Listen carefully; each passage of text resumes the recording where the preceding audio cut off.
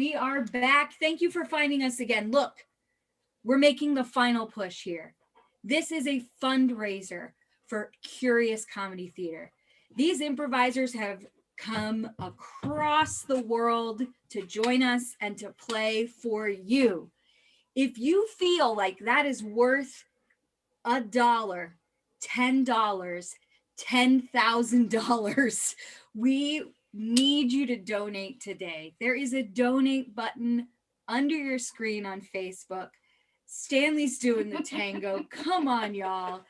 This puppy appearance has got to be worth a $5 at least. That's right. But yeah, for reals, what we're doing is we're raising money because we've been closed for almost a year. On March 16th, it'll be a year after 12 years of being open every week for 10 to 15 shows. We've been closed for an entire year. The relief funds from 2020 had to be spent or returned by December 30th, and there are no funds available yet. There's the shuttered venues grant, but it might be weeks or months before it even becomes available. So we're looking to raise some money to help us through this stretch of December 30th to whenever that grant opens, and hopefully we qualify and there's funds there when we get to apply. And I'll tell you what, the improvisers who performed, thank you so much. We have amazing improvisers coming up in our last few hours, but those improvisers did so, I am sure, in part because they understand what it's like. Their theaters, their venues are closed as well. Their new home is here online, but they're still showing up to entertain you, to be with each other, to talk about love and connection. That's what this whole thing is about. That's why we called it LOVEFEST. And we hope that you can show Curious Comedy Theater some love. And if you're watching and there's an improv theater in your city or your town, make sure to throw them some dollars as well, because we could all use it. And music venues, live theater venues in general, all these places that we go to connect. I don't know if you know, but when a room is packed full of people, everyone's heart starts to beat together. Like, that's the fundamental level that live performance speaks to our hearts and souls and bodies. We've had representatives, just to name a few, and I'm sure I'm going to leave a million theaters out, but the Magnet Theater, huge theater in Minneapolis, the Pack Theater, Dad's Garage. Oh gosh, so many theaters. Sax Comedy Theater, Rapid Fire Theater, High Wire Theater in Baltimore, all the Vancouver Blind Tigers, the school, yeah, and their teachers were all here.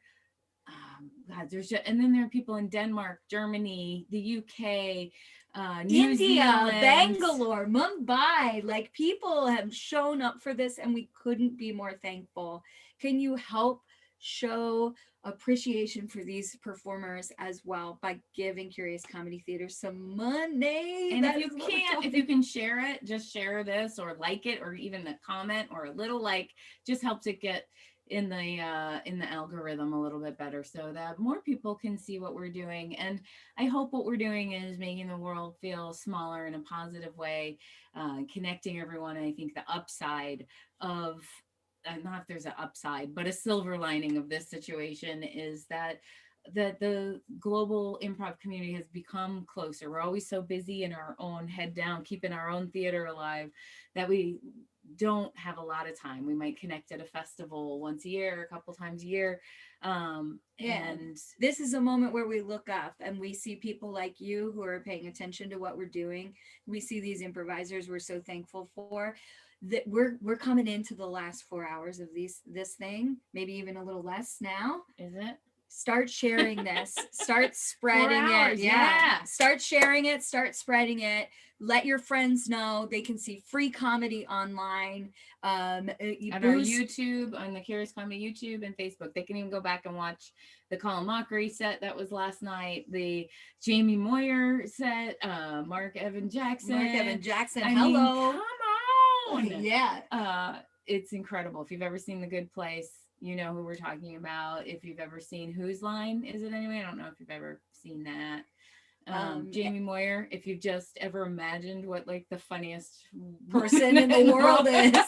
Oh my goodness. And I'll tell you what, Jill Bernard kicked off this entire Laurent. She will be back tonight closing it out because that is the format if you're playing along at home. So tune in for that, especially if you were here in the beginning. There's been some themes, there's been some moods, there's been some wackiness, silliness, loveliness, romance, all of it. I don't know how many times I've fallen in love this weekend. Yes, yeah, it has been a love fest. It has really been a love fest. So I think we're ready to get back to it. Do you? I agree. Let's get back to it. Please enjoy the next couple hours of Love Fest. We'll be back 2 more times probably before the end. All right. So we'll see you soon. Thanks for watching. Thanks for sharing. Thanks for donating if you can. Yes, thank you. All right, here come your improvisers.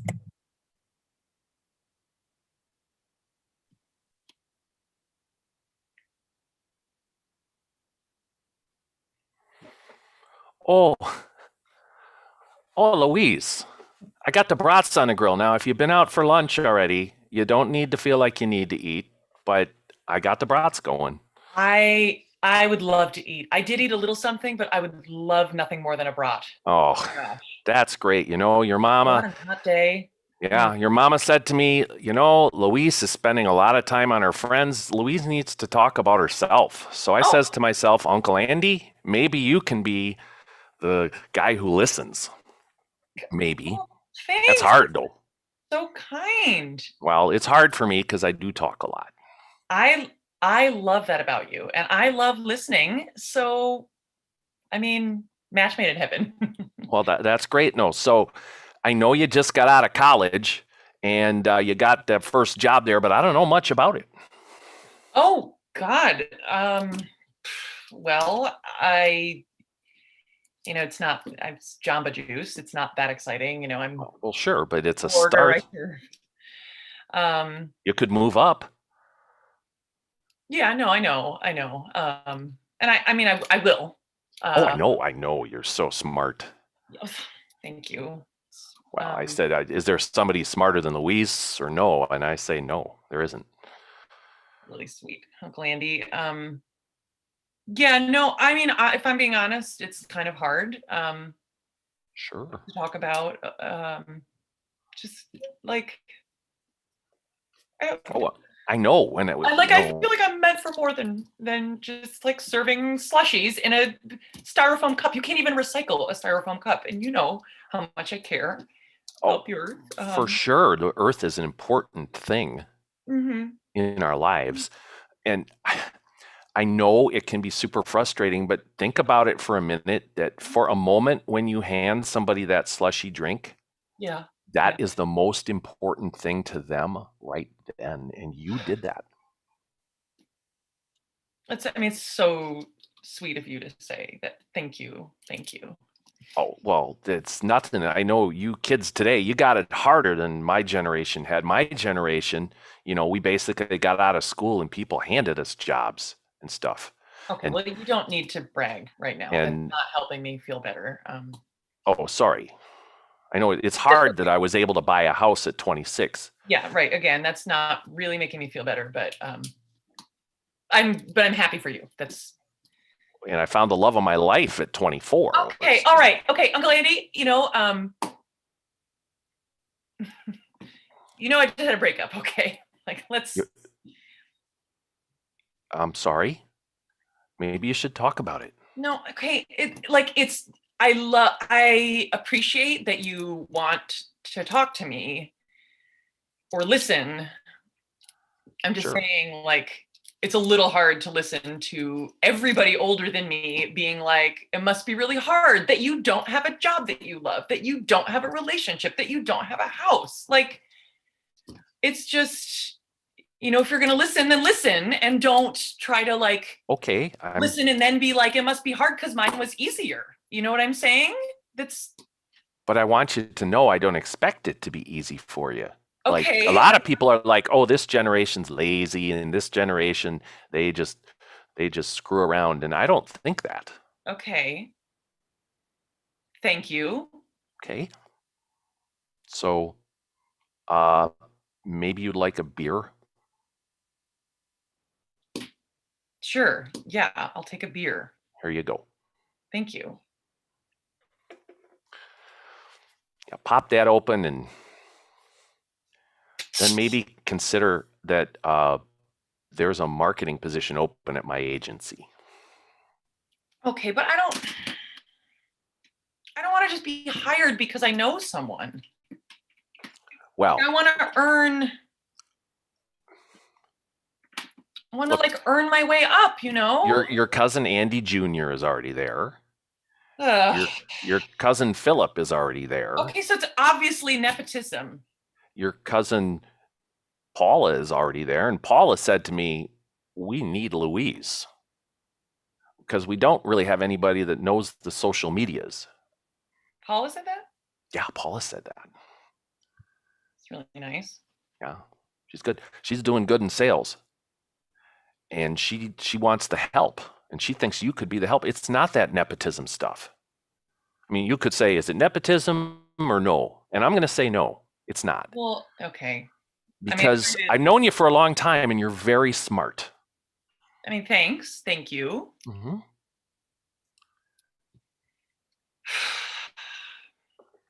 Well, you think about it. At least tell me by the end of the beer. Because I got to go outside and do the brats. And it's cold, but I got the grill going because we do not mess around here in the Badger State. Yeah. No. You don't let a little cold stop us or a little ice on the roads. Do not let cold stop us, nor do we let badgers stop us. Oh, we are Badgers. Most of us. I know you went to the University of Minnesota, but that's still a good school. It's Big Ten. Yeah.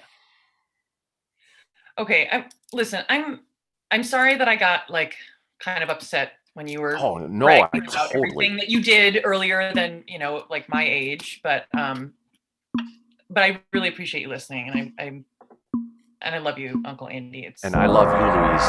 Take the job. Thank you so much.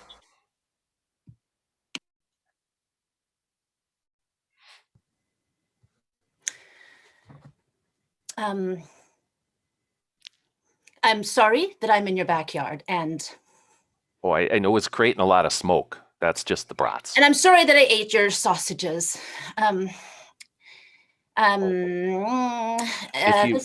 Yes, sorry. If you need to eat, all you do is ask. Even if you have to ask afterwards, it's fine. Yes, right. Well, I'm in a bit of a pickle. I'm just. How would you? Just spitballing here. How would you feel about me hiding in your basement right now? I don't want to get Well, there's a couple things to think about with that. Or attic. Oh, no, the basement's definitely preferable to the attic. The basement's finished. We've got foosball and air hockey and a 60-some inch TV. I don't even know how many inches. It's a very nice American thing to have. Certainly. And most of the streaming services that you might need. And a DVD player. Oh, I'd love to see it. Can we look at it now? Oh, sure. Come on. Oh, thank you. Wonderful. Thank you. Well, it is nice. Yeah, just watch your head as you go down the steps. It's a little... Yeah, is that a marlin? Yeah. My wife caught that when we were fishing off Florida. Oh, that's my favorite food. It's so hard to find. Well, that one has already been eaten. That's just the outside of the marlin that's stuffed, but it is an actual marlin. Yeah. I trust your taste in fish there.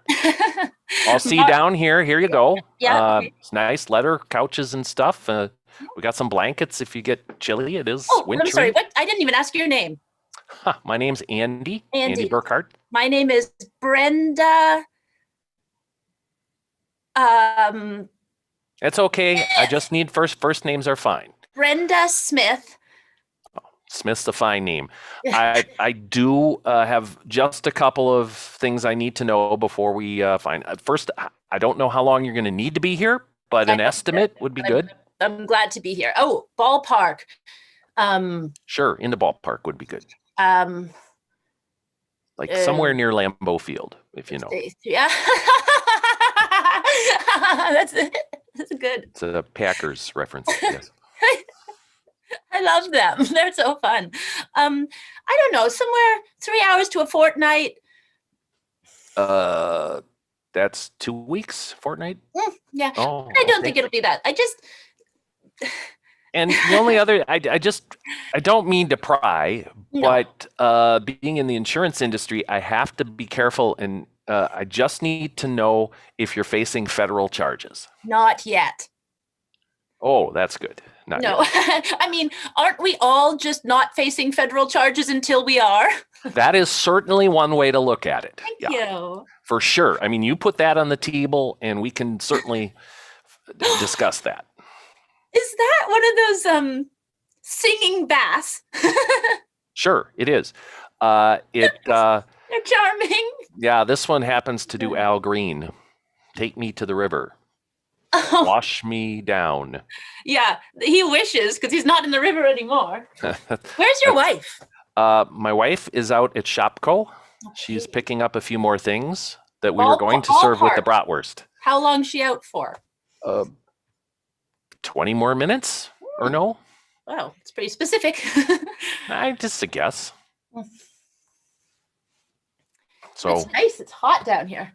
we try to keep it warm. There's a wood stove over in the corner, and you can keep that stoked up yourself with all the logs that I put right next to it. Oh, what's this? Oh, oak and arbutus, the caviar of logs. Well, it burns hot and it burns long. Yeah, you need those BTUs. For sure.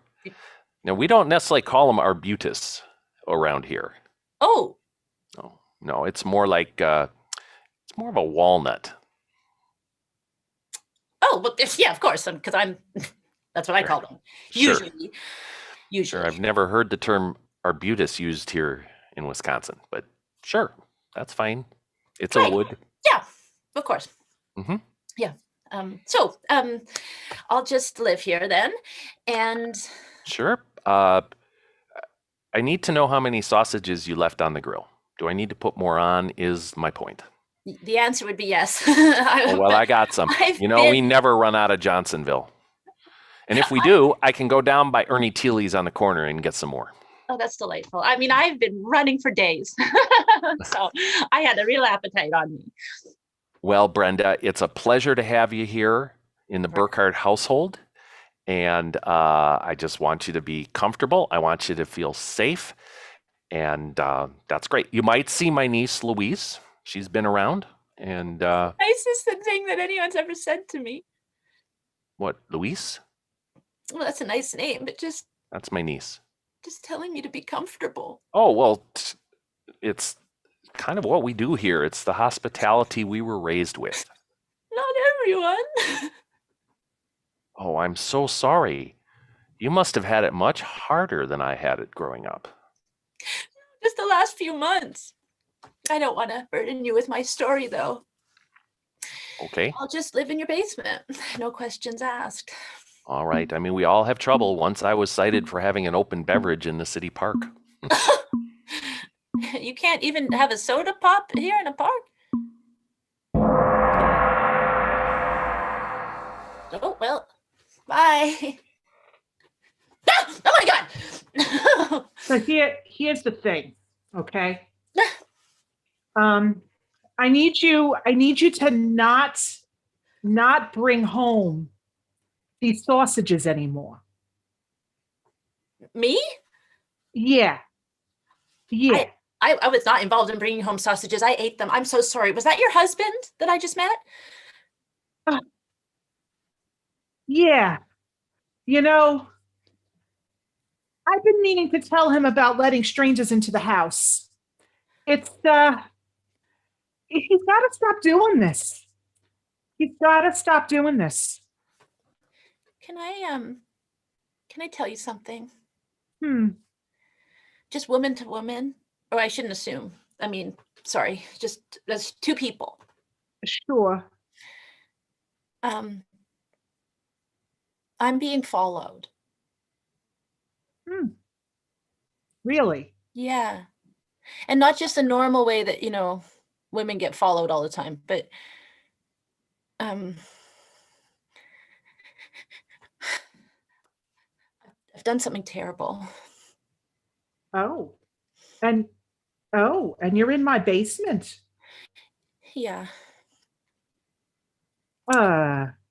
Okay. I've definitely got to talk to my husband about letting strangers into the Well, house. he didn't know, and I was pretty convincingly normal. So it's not his fault. I'm a pretty good liar when I want to be. So I see. But this okay. is the truth. All right. Well, here's the thing. Like, I'm not sure how I feel about it, but woman to woman, if you wanted to tell me what was going on, I might have a sympathetic ear. I'm a deadbeat mom. I made a lot of money and I had a bunch of kids, and then I left them and I won't give any money to their dad. So he's after me, and he sent other people after me too. He's not wrong in this situation, but I just wanted to be free. Woman to woman. Well, yeah, well, you're kind of a terrible person. Yeah. I mean, and you're living in my basement. I'm living here. I mean, I just got here. If you say I can live here, that would be the best. No, you cannot live here. I'm just trying to figure out, like, I understand we're the same gender, but why you would think that would somehow make it so that I would be okay with you running from your responsibilities. I mean, I've had a bunch of kids, and you don't see me running from them. In fact, I'm lugging groceries and lugging sausages into the house. Yeah, but doesn't that suck? Oh, I love my kids. I guess I thought you'd understand me, because I thought that whatever I felt, I could convince other people of. You would be wrong. I'm not even sure what to say. Like, a part of me wants to call the cops. Part of me wants to fix you a sandwich. Oh, that one. I'd like a sandwich, please. Wow. All right. Well, just want I happen to have an extra sandwich for my daughter, so you can have it. All right. You guys are so nice. Do you know that? I understand that I have to go. Oh my gosh. What is this, turkey? It is turkey. We're very big on the turkey in this household. When we're not, please, no smoking. No smoking inside. No. I have to put my foot down somewhere. You can eat the sandwiches. You can even have the sausages. I can have more sausages? Can you put them in a little kerchief on a stick for me? I feel like that's the most Pinteresty way to be on the run. Sorry, please. Will you please? Well, clearly you were raised a little bit differently, and I understand that. And it's but important. That doesn't give you the right to abandon your family. Like, you ever think they might be worried about you? Oh, I know they are. The kids call crying all the time. They're so needy. Because they're your kids. I think that my head gripped around this. Like, I really think, I think what you need to do is go home. Okay, but will you give me the little thing so I can go home cute? I don't. Please? Just sausages, sandwiches. Do you have pickled eggs? We are not a pickled egg household. Interesting. I would not have called that. No. I would not have called that. No smoking in the house. Right. I forgot. I'm sorry. Still. Okay, still. Sure, still. Yeah. If I give you a sandwich, will you leave? Another sandwich, will you leave? I love you. And I'd love a sandwich. Yes, please. Thank you. Extra mayo. I got this. I can just put it in. We are a Miracle Whip household. It's the same. That's okay. I've got my own. The same. Just put it here. Just put it in here. Just put it here. Thank you so much. Hi, welcome to Walmart. Shirley, how was your weekend? Oh, you don't even want to know. Like, I'm just happy to be at work. I'm happy to be here. and I'm happy not to be home. What do you And mean? we'll just leave. What do you mean? I don't even want to know. Like you can tell me. I mean, we've been running the greeter circuit for like a year now. I think we know each other pretty well. Bob, Yeah. It's been crazy. I mean, my husband Andy, like he's a good guy, right? He's a good guy. You guys okay? We're okay, but he like invited the stranger to move into our basement. And she like abandoned her kids and stuff. And like, I don't even know what's like, now I'm like questioning everything. I'm questioning like how this person got into my house. And I can tell how she got into your house, your husband. I'm just happy to be at work, Bob. I'm happy to be at work and not have to think about that. I mean, I sent her packing, but it was just a little weird. Oh, good for you. Good for you. Yeah. You don't need, I mean, with your family and everything that you've gone through, you don't need that. No, I really don't. I really don't. I mean, after we've been separated, we've been together, and we're kind of in a good phase right now. So it's a little weird. You have to hang on to that. You have to cherish. It's like a little precious egg that you have to hang on to. Bob, you're right. You're right. I need to find my inner Zen again. I need to figure out how to just let it go. Especially now that I have to be, we're greeting. I have to have the smile. When are you going to come? When are you going to come to meditation practice with me? I'm beginning to think that might be a good idea. Now is the time. You've been trying for years. You've been trying for years. Mm-hmm. And Bob, you're just so centered and you're so together. Is it because of the meditation? I think it's part of the meditation. It's also, whenever I greet someone, it's not just a script. I want to connect to them. I want to say, hi, welcome to Walmart. And I want to mean it every single time. And I would say meditation, it's been a meditative practice to do that every single time. Because you have to stay in the moment.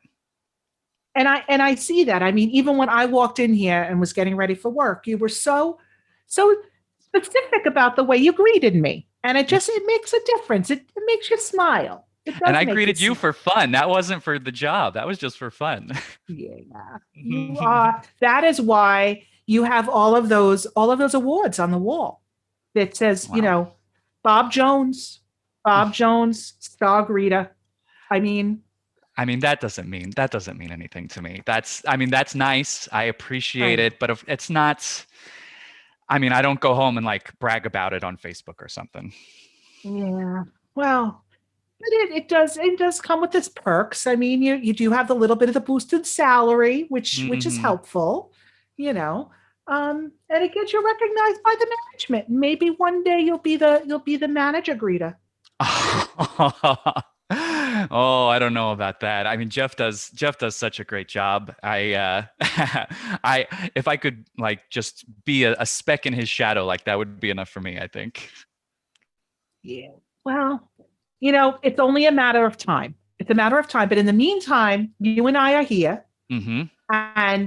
And I'm going to learn. I want to learn from you. I want to get that inner Zen.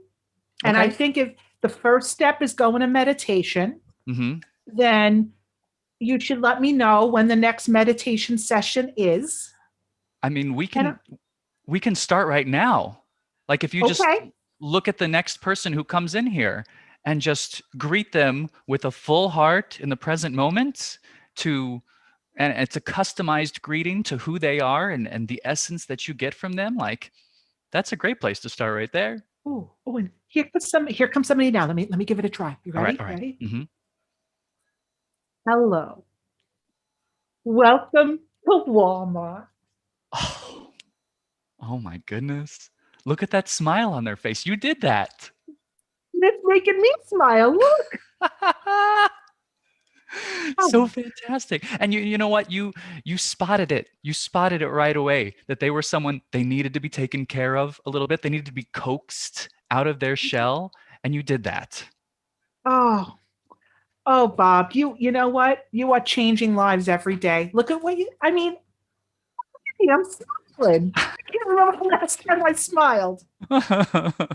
Oh, Oh, you know, I'm telling you, you are, if there isn't a position, there should be one where you are the one that trains all of the greeters so that we become better greeters. I mean, I have been working on like a little curriculum in my spare time. It's not a huge deal or anything. It's just Ooh. like, you know, an 8-week course, you know, kind of interactive, cumulative, all of that good stuff. But it's not a big deal. It'll probably never happen. It's just a pipe dream. I think you should pitch it to management. I'm gonna go get ready. I'm gonna go take my break now, and you get on it. See ya. Bobby, hold on. I'm so sorry you got home earlier than I expected you to. Oh, no, yeah, it's perfectly fine. Is everything okay? Well, the lasagna was just starting to bubble brown, and so I wanted to celebrate your day with one of your top 10 favorite dishes. Thank you. Oh, lasagna's up there for sure. In fact, it might even be in the top 5. It might have moved up, especially the way you make it. Okay. I've made a note. Thank you. It's now in the top 5, which means I will make it twice as often as I normally would. I love us. I love the system we have. I love us too. And you spend so much time out in the world taking care of others that I want to take care of you. Well, I appreciate that, but I feel like, you know, it shouldn't just be a one-way street. What can I do for you? Is there a list or a ranking system that you have that I can, I don't know, I'd love to focus on you for a little bit. I mean, Ooh, my I don't want to make me anxious. Yeah, I don't want to put any pressure on you, of course. I mean, you really liked when we went camping that one time. I mean, there were animals, but otherwise it's very nice. Oh, you don't like animals? Only you. Rawr. Oh, How about, there is one thing. of course, anything. I'm just going to put this out as a request. And you could say yes or no. It's a request. I understand. And it might put you in an awkward position. I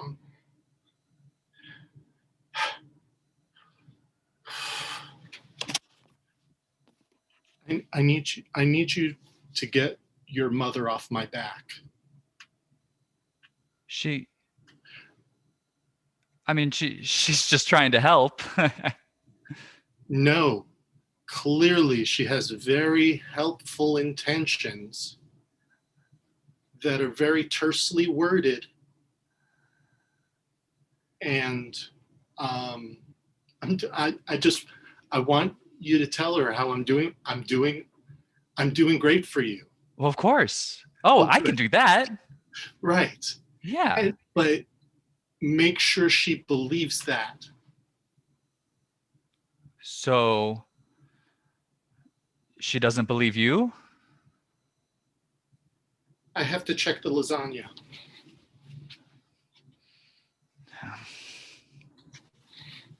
It's good. Good. Oh, don't. I just was going to text her real quick so that maybe, is that a bad thing? I want to do whatever makes you happy. Well, it's just she called half an hour ago, and 45 minutes ago, and an hour 20 minutes ago, and 2 hours 35 minutes ago, and she'll get that you're texting because of me. Does this happen while I'm at work all the time? But if by all the time you mean every day you're at work, yes. I had no idea. I'm so sorry. Oh, I mean, every relationship has its compromises. Of course, and we can weather this storm as well. We've weathered so many. So you agree that your mother is a storm? I mean, I was speaking more metaphorically about the situation rather than her as an individual. I don't. Oh, my misunderstanding then. I'm sorry. I mean, I don't know if I would ever want to speak so bluntly about, No, I wouldn't. the woman who raised me, who took care of me, who turned me into the person that I am, the person that you love. And yes, and raised such a wonderful person, Bobby. A wonderful person. Thank you. I love you with all my heart, all my life, all the patience that I can muster in my conversations with your mother. I mean, I'm not sure what you want me to do here. Do you want me to speak harshly to her? No, I don't think you could speak harshly to anyone. It would be a stretch. It would be difficult for me. No, that is so not part of who you are and part of the person who I love. I mean, could you speak harshly? I mean, I could try. I could. I mean, every once in a while at the Walmart, there's someone who, I'm sure, like. Sure, but I gotta, I can't. I'm professional at that point. I have to keep that, locked down. Right. So but maybe I could use that, I guess, store of energy, right, and maybe draw from that to speak.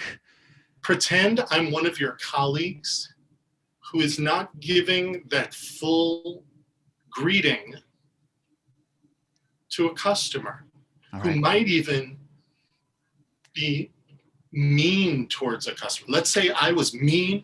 I was so mean towards a customer. Oh, okay. What did you say to me? Speak it's tough to imagine. Okay. Excuse me. Pardon me. I know you're on your break. I just wanted to touch base real quick. I'm on my break. No, of course, and I wouldn't be doing this unless it was particularly important. But we have, a certain set of protocols that we must adhere to as Walmart greeters, and so I'm sorry. We guidelines that we have to obey or listen to. I think, we just want to make sure that everyone's having a great time here at Walmart. So if we can just, as the first impression that people get when they walk through the doors, we want to be always on our game. All right. I'm not seeing how this is harsh. So I'm just going to, oh my God.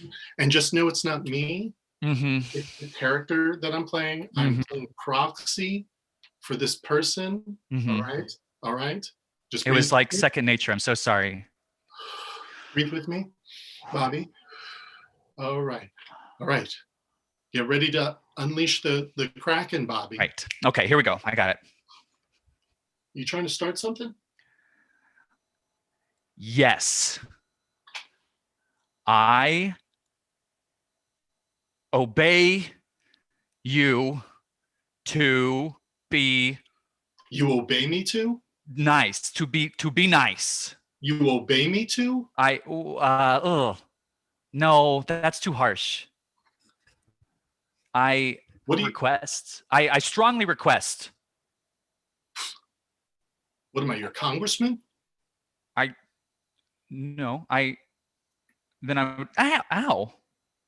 I'm so sorry. Did I hit you with my mime cigarette? No, it was, the reality was so real for me. It was the character. Yeah.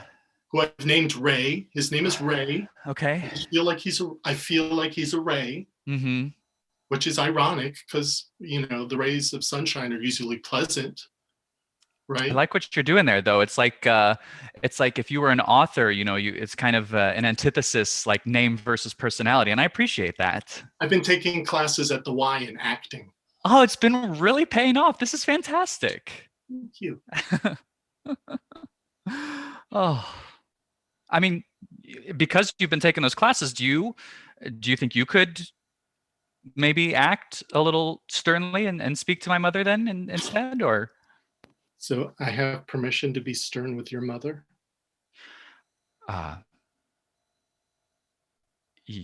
Yes. Okay. I guess I could try that. Just make sure you're not too stern, because I do still want her to be a part of our life. Oh yeah, of course. She made a wonderful person. I will always admire that. I just need to knock her down a peg or two. I'm going to text her real quick just to warn her. Oh, my anxieties.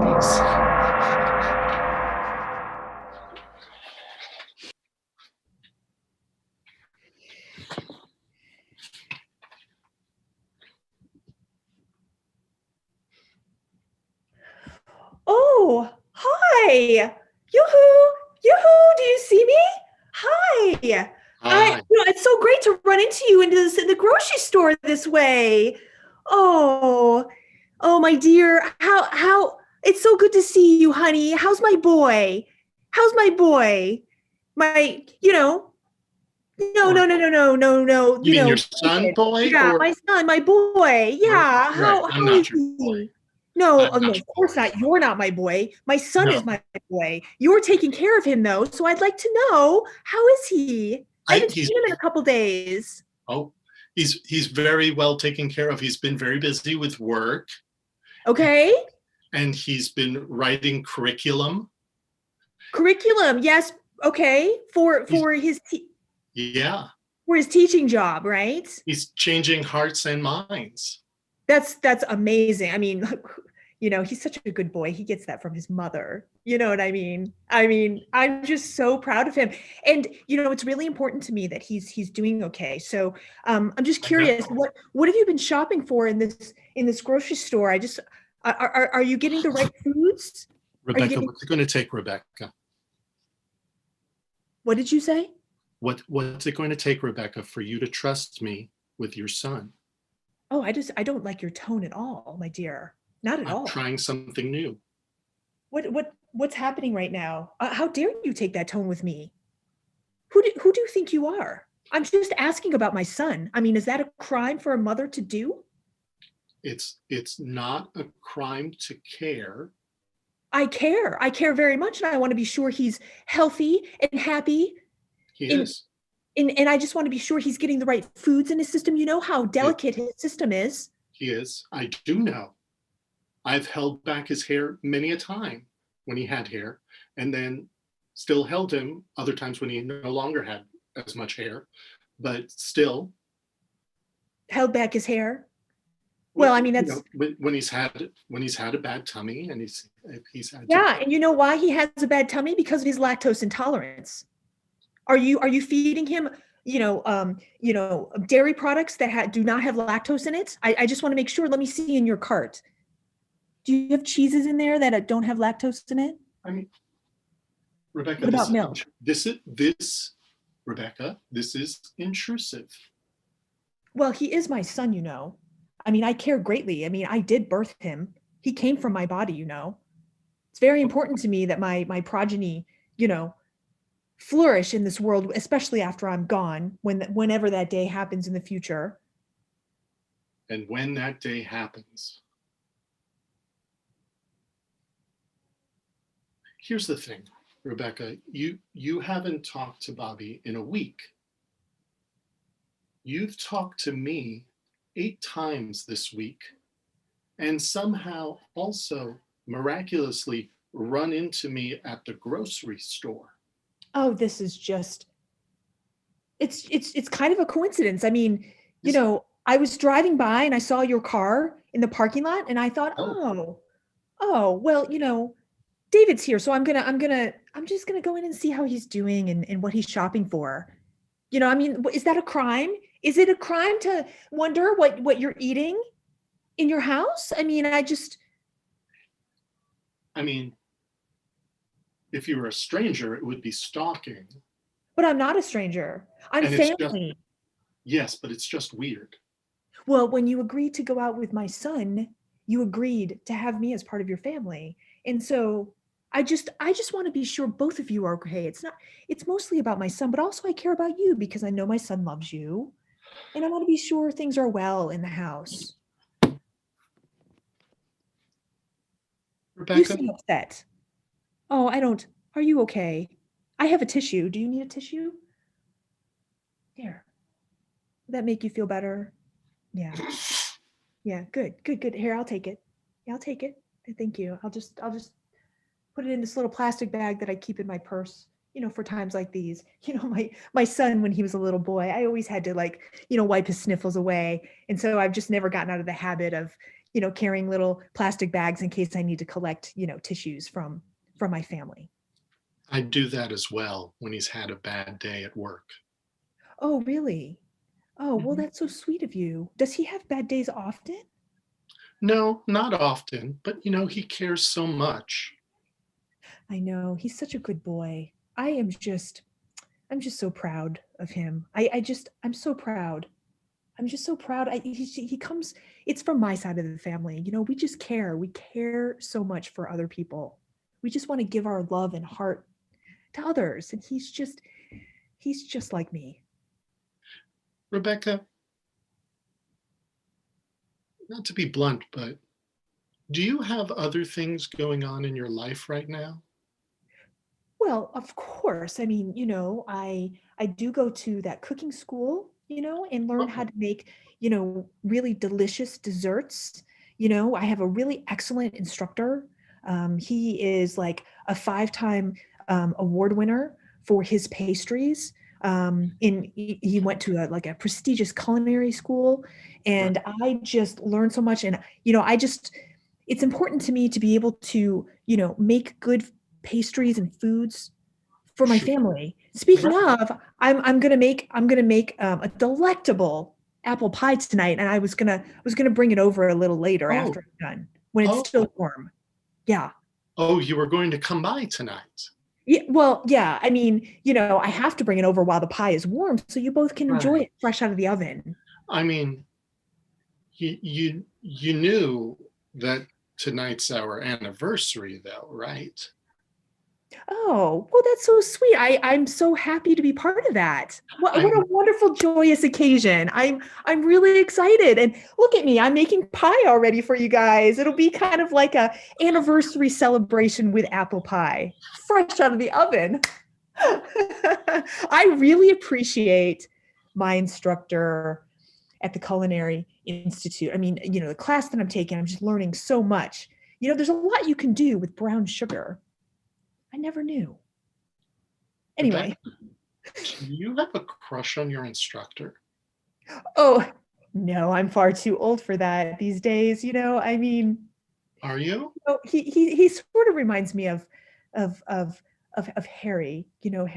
Harry passed away, about 10 years ago. I know that I know the pain that my son felt over that. And I feel Yeah, it too, sure. but no. I can't Can't you? portray my husband that way. You have an opportunity, Rebecca. You should go for it. Why are you whispering to me? I An don't. opportunity for what? What are you suggesting? I mean, he sounds wonderful, especially the way you talk about him. You've been talking about him in very glowing terms. Well, I just, like I said, I have a full heart. I talk about everybody in very glowing terms. You've I mean, never mentioned anybody else outside of Bobby to me ever in any conversation that we've had, and we had 8 this week. Well, Bobby is my life. You know that. So, I mean, it would be untoward for me to, have a crush on anybody else. Like I said, I can't betray Harry. He's in the ground now. It's very sad. but I married him, and the till death do you part thing doesn't apply as far as I'm concerned. You don't think Harry would want you to be happy, Rebecca? Well, of course he would. He's such a sweet man. I see that in Bobby, you know. Bobby is just as sweet. You know, you have a very, I hope you know you have a very precious person in your life. And it's so important. It's so important that you care and help him thrive in this world like I have done, right? Yes. And even if you didn't remind me as often as you do, know that I would remember how special Bobby is. I hope so. I mean, you're not connected to him by blood, right? No, I mean, blood runs much thicker than not, right? And so I know the depth of my son, and I need you to know it. And I will, I'm glad you do. I think our talks every day really, really help. Makes me feel better. That's why I bought all this non-dairy dairy. That makes me so happy. Because I'm connected to your son the way you were connected with Harry. Well, I don't know if that's totally possible, but okay. I mean, it's possible. I mean, you know, you're learning, and that makes me very happy.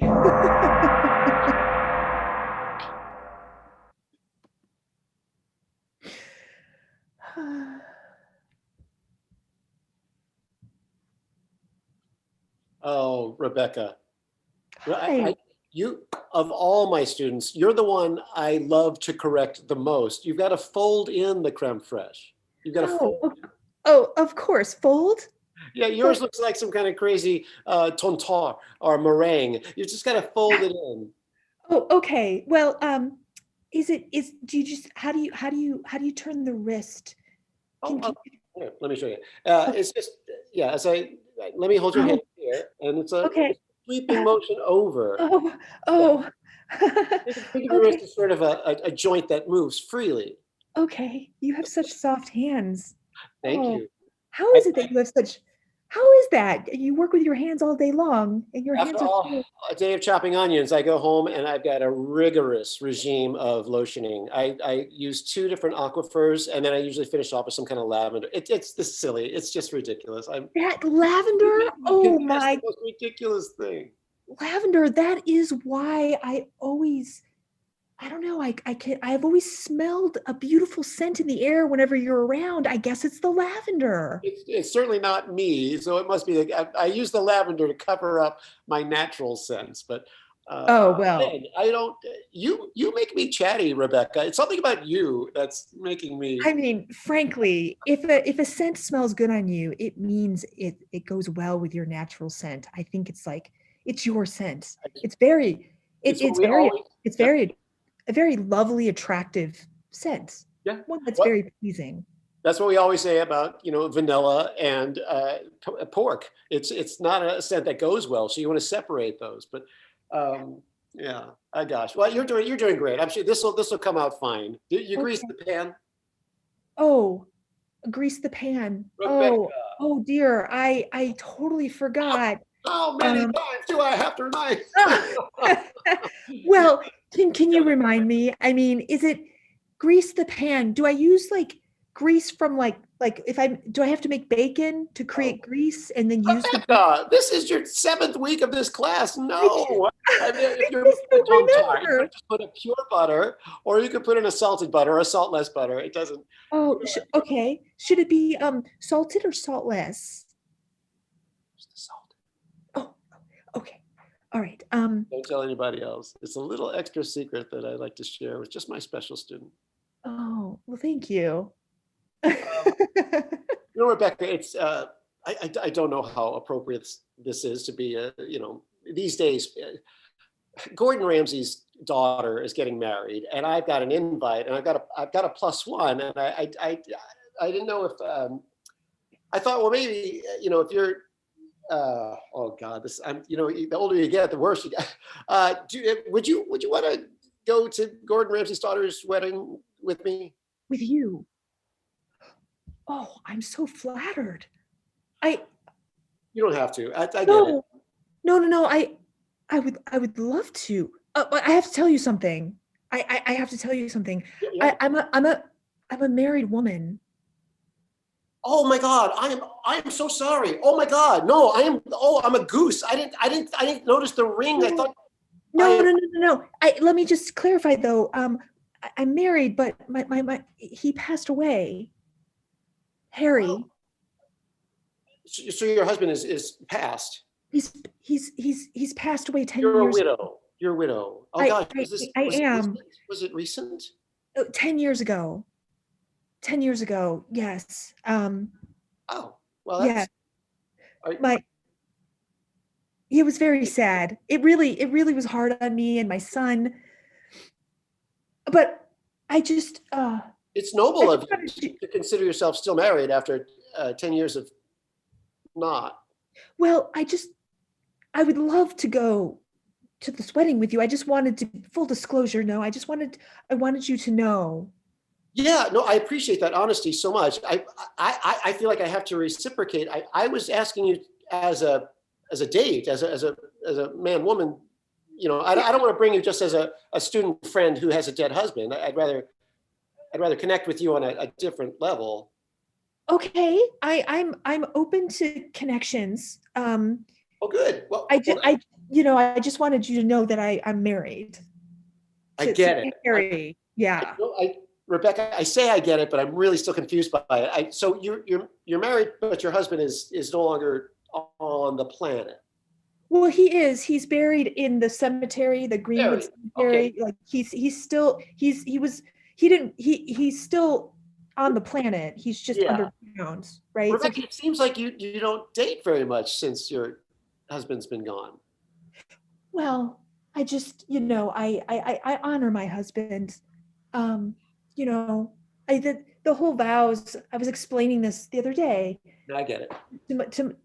To my son's significant other, that the whole till death do you part thing. Well, like, even though Rebecca, I get it. You don't have to. I always do that. I always pick unavailable women. I've got like a magnet sense for it. I'm super focused in on people who are just not going to be open to me, and that's not your fault. That's just.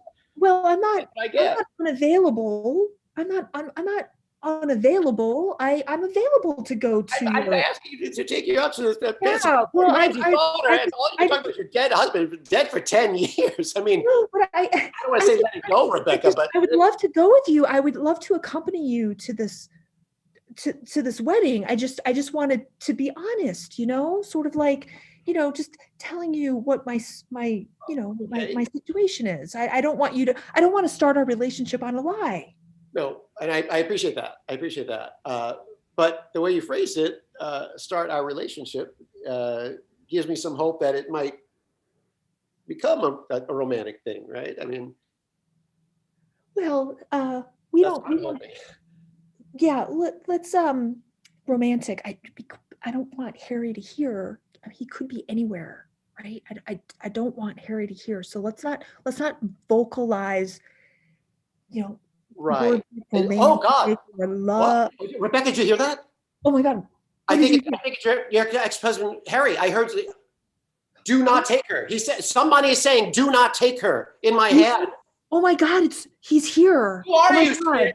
It's your husband. It's Harry. I thought he did not go on a date with you. I only thought he was in my house with me. He came with me here. I guess he's jealous. He still loves you, Rebecca. He said you can save yourself as long as you want, but I should not take you to Gordon Ramsay's daughter's wedding. I don't hear, but let me try to talk to him. Harry, what are you talking about?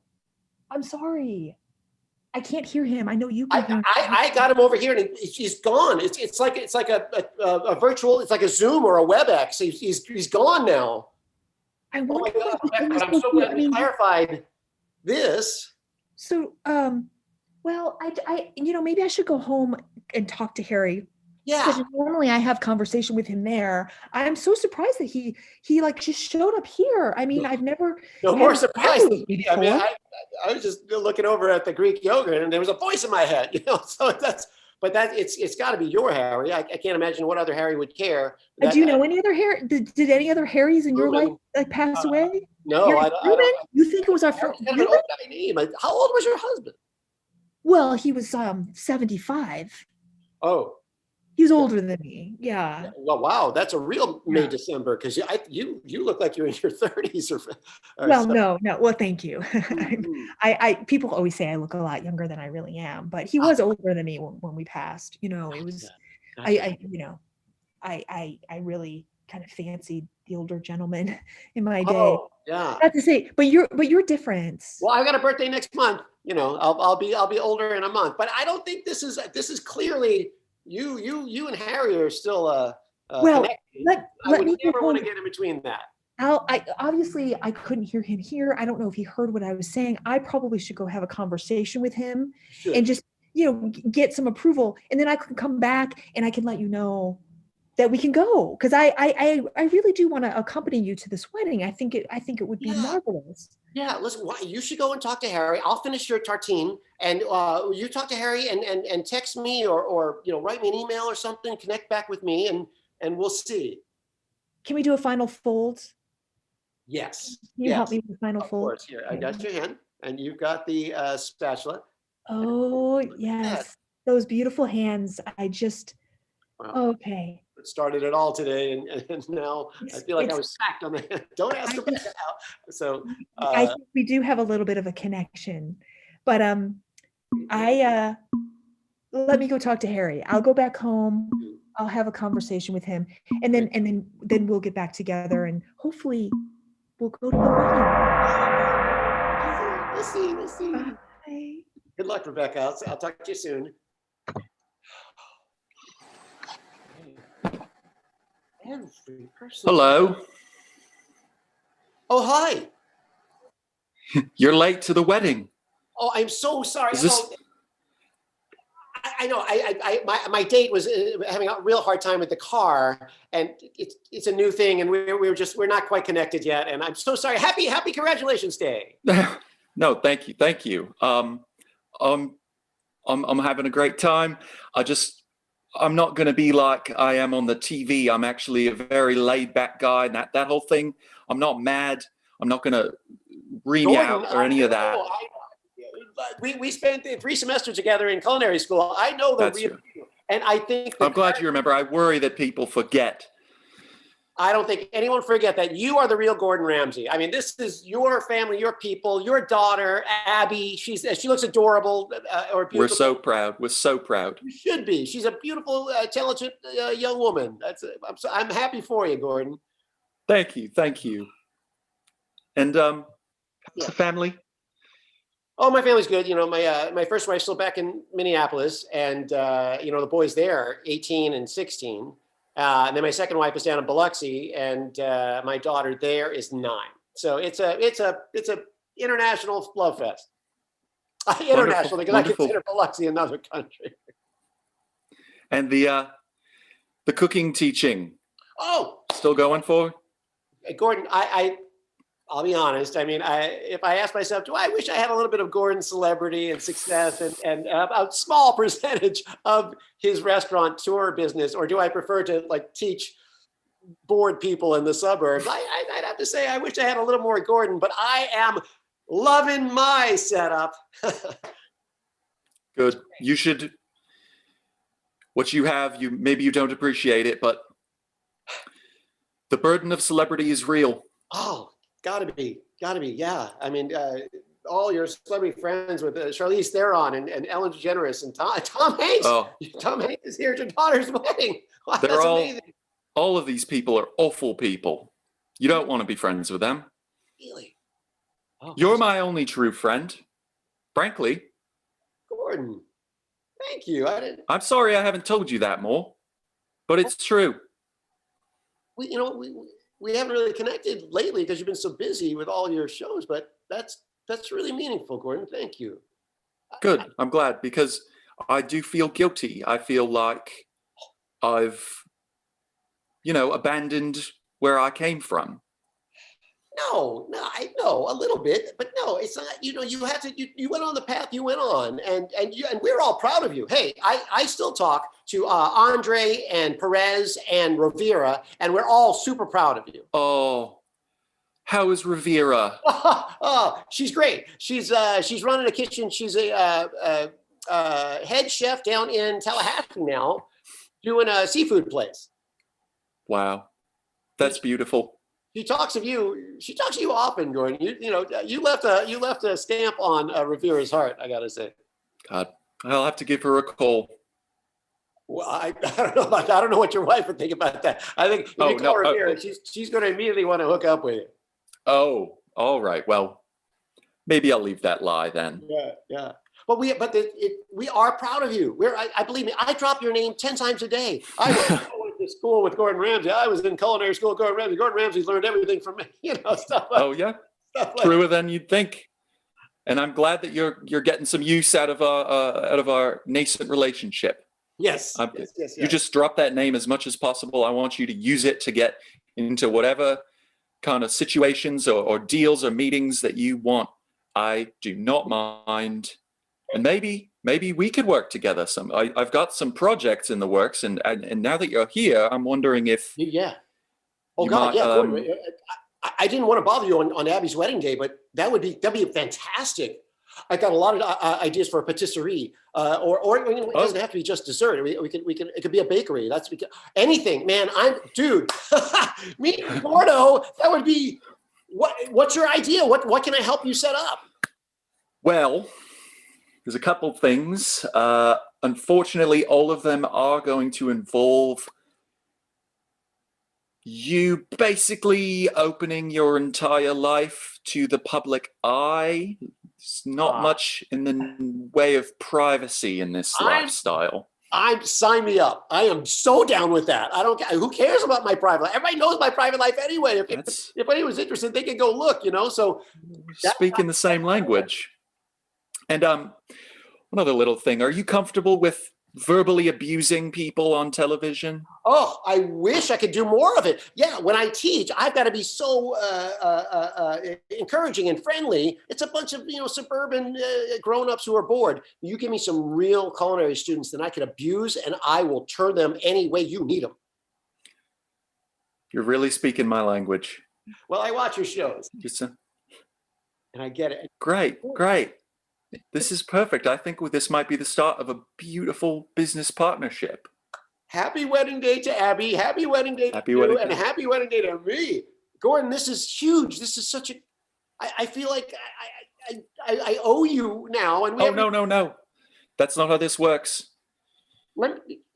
This is how this works. Hey everybody, just for a sec. I know it's Abby's big, and Abby and Michael, you're a part of it. But Gordon Ramsay and I are going to open a restaurant together. We're doing it. Gordon is the greatest guy, right? Let's give it up for Gordon Ramsay. No. Everybody is now a witness. Stop. My daughter's going to kill me. Sorry, Abby. Oh, I'm sorry, Gordon. I'm just so excited. I should have known you'd be excited to hear this opportunity. Yes. Oh my, shoot. My date is still probably dealing with the valet or something. Oh God! Well, be careful, because as someone who's going to soon be in the public eye, we kind of can't have you dating anybody. You need to be perceived as single and available. Does that make sense? Yeah. Is that going to be a problem? No. My date, Rebecca, is still hung up on her husband that's been dead for 10 years. So I'm not really connected to anybody right now. I'm connected to you. Whatever you're offering, I'm taking.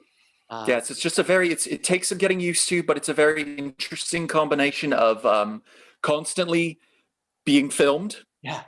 But also playing the character of. That's gotta be hard on you, Gordo. I mean, that's a lot of pressure. Well, I've been doing it for years, so it's kind of it's a switch I flip in my head. Yeah. You still meditate? But honestly, you can't do it without meditating. You just lose. For the first 10 years, I wasn't meditating, and you remember the scandals. Oh, endless. That's why that happened. You were. That's where donkey came from. Donkey. You're so loud and running around and The idiot sandwich meme. Yeah. I would never have done that if I'd been meditating. Wow. Although that turned out pretty well for me, but doesn't always. Yeah. And it's a rough road. I'll bet. And the boxing, the physical training, you're still keeping that up? Oh, you gotta. Yep. You look Mind, great. You're in mind, great body, soul. All these things come together, and that's the magic of Gordon. You're right. That's how that works. The magic of Gordon. That's fantastic. What a great. But yeah, no. So I mean, this is great because I am just now I'm seeing a whole new future unraveling before me. If I got you, then we can do a brand switch over to the new Gordon, and I can get back to Italy and maybe I've been thinking about taking a trip to the moon. Oh my God. That's fantastic. SpaceX has taken individuals. You don't have to be a real astronaut or anything anymore. You could go to you could be the first chef, the first head chef on the moon. Wow. Yeah, I bet boiling water is going to be rather hard on the moon. Oh yeah, I don't know the physics of that.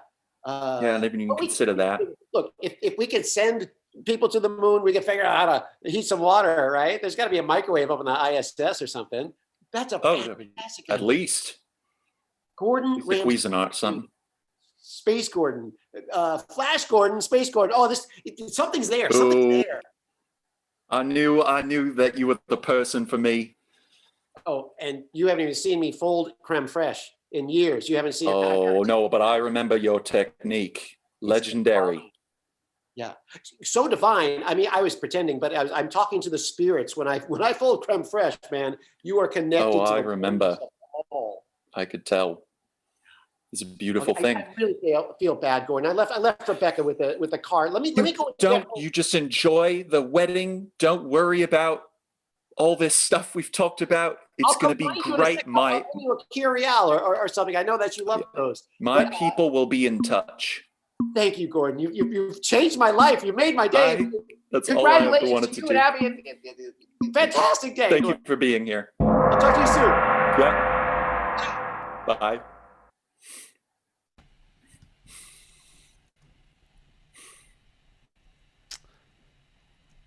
Hey. Hello. Are you? Sorry. No. Go ahead. Are you ordered a lift? Oh yes. A car? Yeah. Oh yes. Oh look, the app says different colored car. Yeah. Yeah. Yeah. I'm just. Can you take me to Cape Canaveral, please? Absolutely. It's Great. listed. Should come up. Canaveral. So why not? Wonderful. Why not? I'm catching a flight. Ooh, big time. Yeah, the biggest time kind of flight you can catch. What do you mean? I reckon. Well, I'm going up into orbit. What? Yeah. I basically I found a replacement for my whole thing, my persona online and on television. I found someone to take over, so I'm gonna have a little vacation. What? Yeah. You're awfully, I mean, do you know who I am? I'm Gordon Ramsay, the television chef. You just seem very relaxed. Yeah, no, man, I don't really follow TV. Oh. And I'm assuming you're probably on TV. I'm on TV. Yeah, fair great. Bit. Honestly, it's a real relief to talk to a normal person without any of that celebrity stuff getting in the way. Yeah, that seems like trash. That's like a lot of work. That's not what I'm about. No. Yeah. That's space travel. That sounds really nice. Yeah, it's pretty cool. Elon hooked me up. Elon. Mr. Musk. Mr. Musk, who's this? The guy, the SpaceX guy. Elon Musk. Okay. He makes the rockets. Oh. Yeah. Wow. We're really living in the future. This is it. Yeah, I thought it was a big enough deal that I got to push start my engine. I thought that was today. no, man, this world is bigger. There's way more imagination being used. Yeah, that's a beautiful way of thinking about it. Yeah, man, that's cool, man. I feel, like, have you ever wanted to be a celebrity? Oh God, no, God, no. Actually, I spent a lot of time trying to, not make any connections. I see. That's a rare mindset in this day and age. Yeah. And I think it's a healthy one. Really? Yeah. I think it's good to know what you want. And I think that the desire in so many people for celebrity and acknowledgement on a massive scale is misleaded. It's not a healthy thing for a person to go through. Thank you. Yes, I feel so validated. Good, not good. Choosing You should to be. opt into that world. Thank you. You should be. You don't know who I am, but so many people do. Yeah. And it's so rare that you have a conversation with somebody that isn't, full of motivations and things under the surface that you just don't know. And I need to get back. I'm thinking of getting my face changed after all this. And then I just don't want people to recognize me anymore. I want out of the spotlight. Holy moly. That's a major move. That's a major boss move. You have taken this life that we have and you have shaped it and adjusted and adapted and now you've done that. What you're going to do now is that shaping and molding with your face. That's amazing. Yeah. Yeah. Wow. You're a poet. Wow. It's wonderful to talk to you. Thank you. That's funny you say that. I actually am a poet. Yeah. No way. Yeah. Yeah. Oh, I could sense it. Yeah. Have you ever published a poem? Yeah. No, for sure. Yep. Have you heard of Twilight, the first edition? No. Yeah, that's me. I wrote you that. wrote, but I thought so. Yeah. You wrote that book, Yeah. and then you published it under a different name, so nobody would know that it was you who wrote it.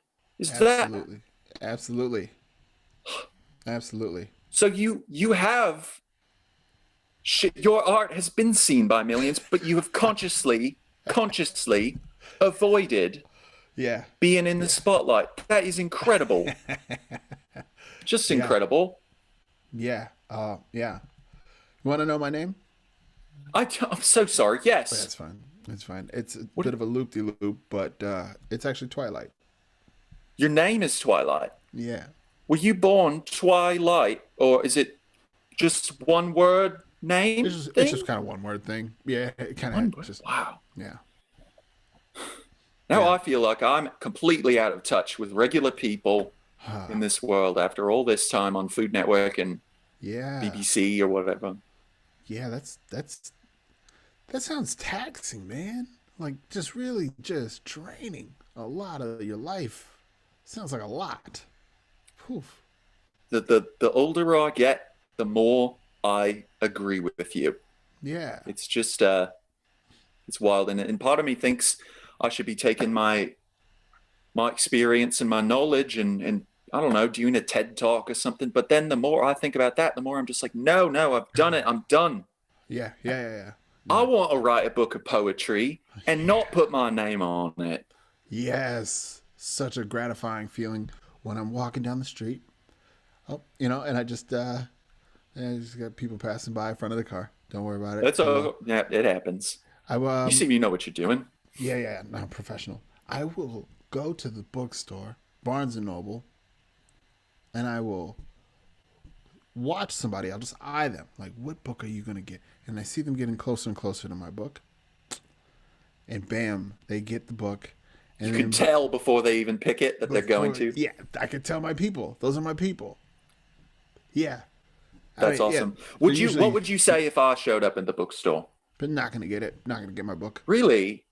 Yeah. No, I'm usually looking for preteens. Yeah, the series that I kind of have is, That's in true. certain I guess a demographic. middle-aged, sort of middle-aged man isn't exactly the demographic. Yeah, you're probably not checking for my. But I did read your book. Oh, you So did. maybe you wouldn't have guessed it, but What? I loved your book. What? Wow. Your book was instrumental to me when Excuse me, sorry. excuse you. No worries. No, it's fine. Not the Rona. It's Kush. Oh, good. I when I was just getting started and I was becoming kind of a celebrity, and I was a little loopy at the time because it was all so much. And I realized I had to meditate. And your book, I know it's not like directly about meditation or all that, but you know, that's how art works. You just kind of, you get what speaks to you out of it. And it's like fate that we would meet like this, because your book changed my life and saved my life. Wow. I don't mean to give you too much credit. I know you don't like credit. I don't. And being in the public eye. I won't tell anyone, except for you, but oh man, this is just, it's crazy. What and is happening? It's like I'm sending my body into space, but my brain is already there. You're already there. Wild. Holy moly. Are you going to write anything else? Well, yeah. I mean, I kind of, we got to wake up and see if we get inspired, and All right. But just take it wherever the magic of creation leads you. Yeah. Beautiful. Yeah. It is. This is equivalent to probably like a meet and greet for you. I can imagine a meet and greet after any kind of live talk or whatever, where you one-on-one with your, I don't like to call them fans. I call them friends. That's beautiful. Yeah, well, the thing that I'm praised for is how mean I am, which just, it's not a good thing to feel praised for. No. And I envy you having created something positive for the world and not something negative. And it's really, really impressive. Yeah, I know. It looks like we're just coming up to Cape Canaveral here. Yeah, no, absolutely. Thank you. I'll pull over. Thank you. I mean, and if I'm being honest, I'm just doing the bare minimum. Whatever makes you happy. Thanks, man. Twilight, it was wonderful to meet you. Thank you, Gordon. And I look forward to your next book. Thank you. Whenever that may be. Yeah, we'll never know. Mysterious.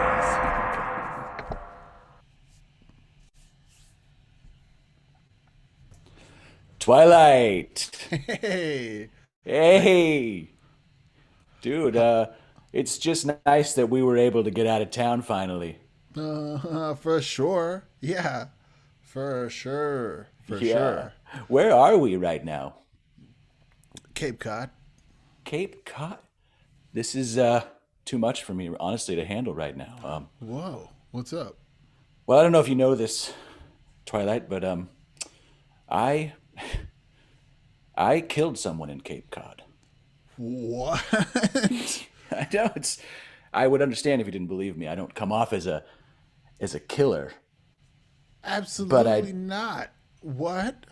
I know it was a long time ago. I was just a child. Holy moly! It was, I said it was about self-defense. It could have been, but honestly, it could have also not been.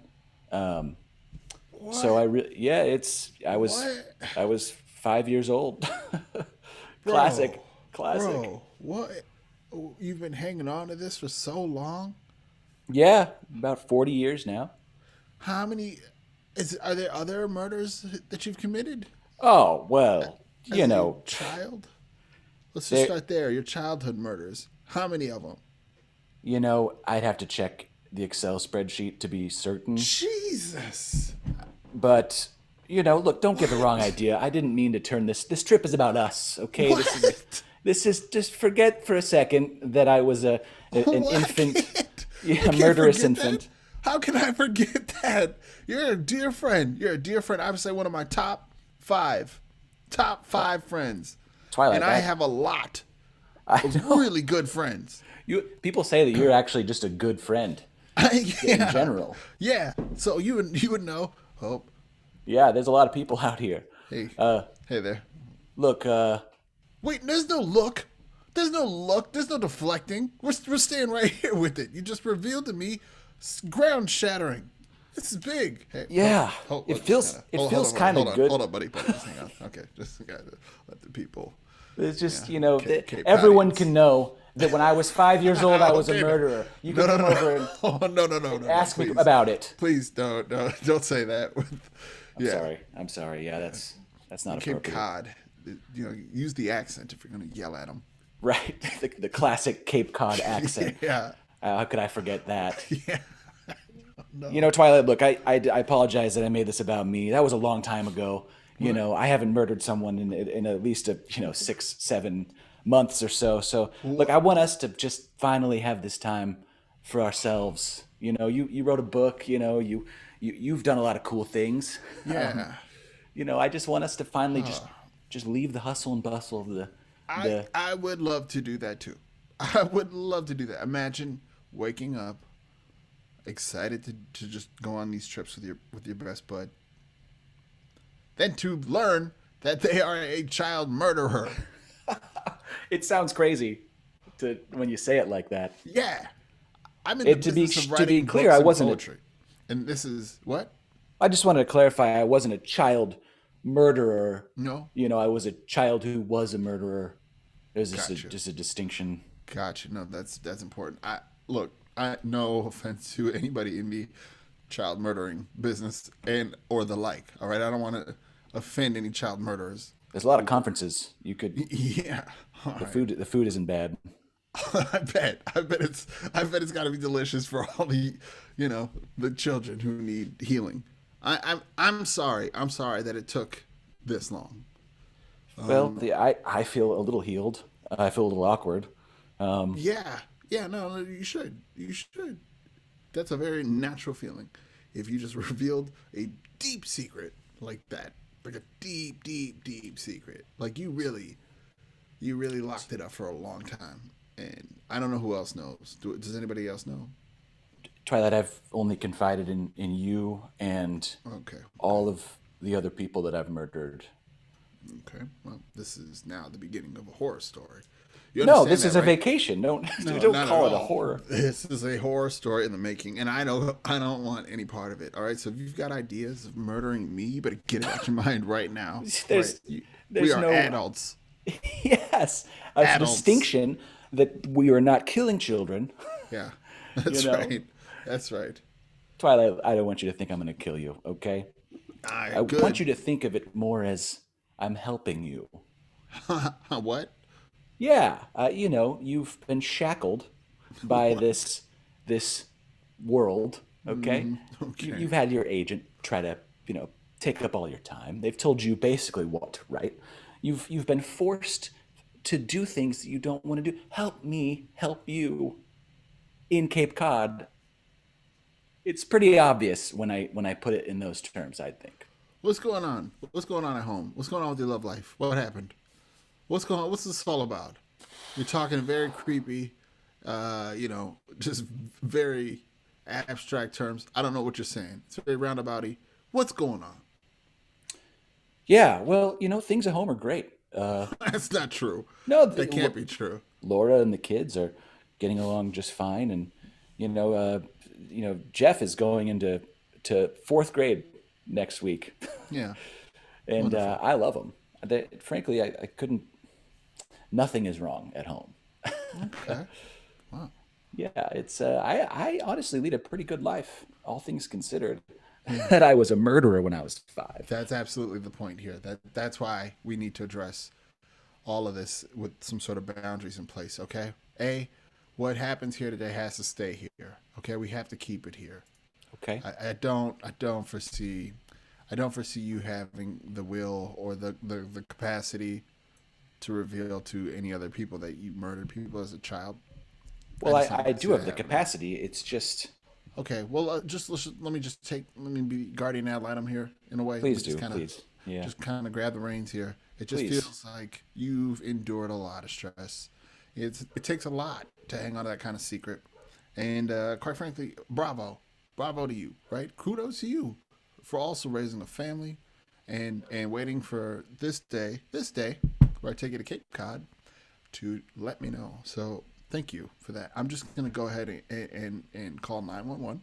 Twilight, no, put the phone down. I'm just gonna call 911. Put the phone, Twilight. Just look into my makes eyes. sense at this point. No. Shh. Put it down. Put it. Oh, you had it on speed dial? Yeah. Well, no, I mean, I've hit the 9-1 and then I got one more one. What did you want to give me a persuading speech? I just want you to, for a second, just hold on. Okay. I just want you to look to the other side for a moment with me, okay? This way. Yeah, not the literal other side, not literal. Okay, good. Just testing you. You don't have to be so fucking stupid. But look, okay.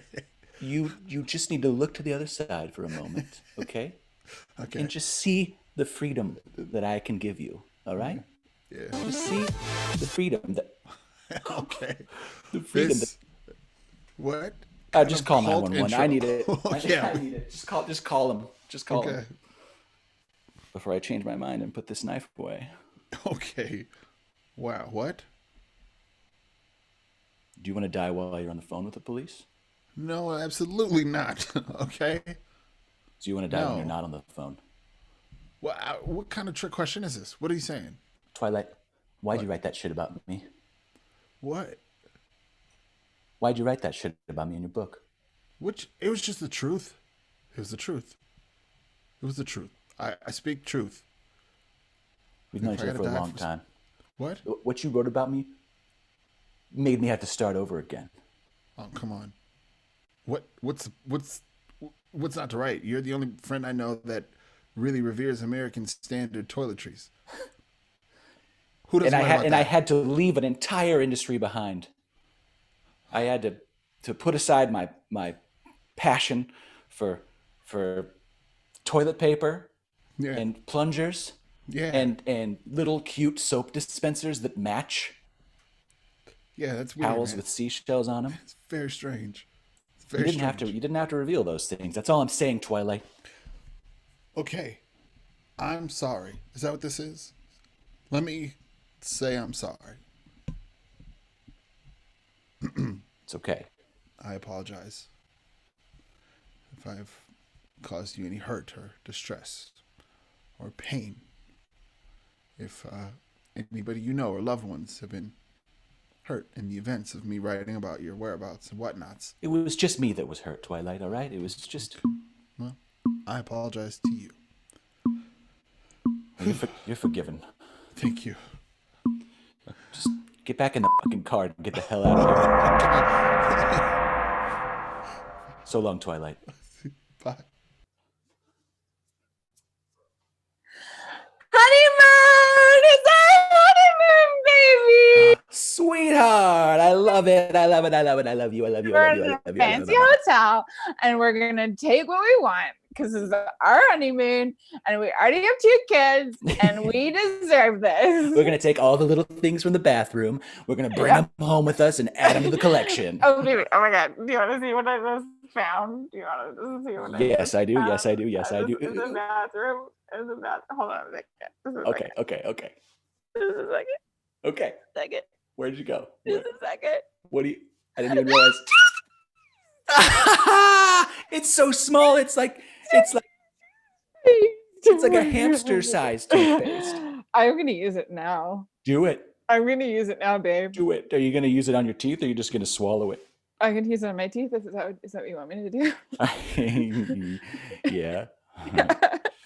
Oh, so good. Oh, look how small that toothbrush is, dude. I'm so tired. Why is everything so small in this hotel? It's so small. I love it. Look at all the toilet paper. Look at it. I'm like a mummy. I'm a mummy.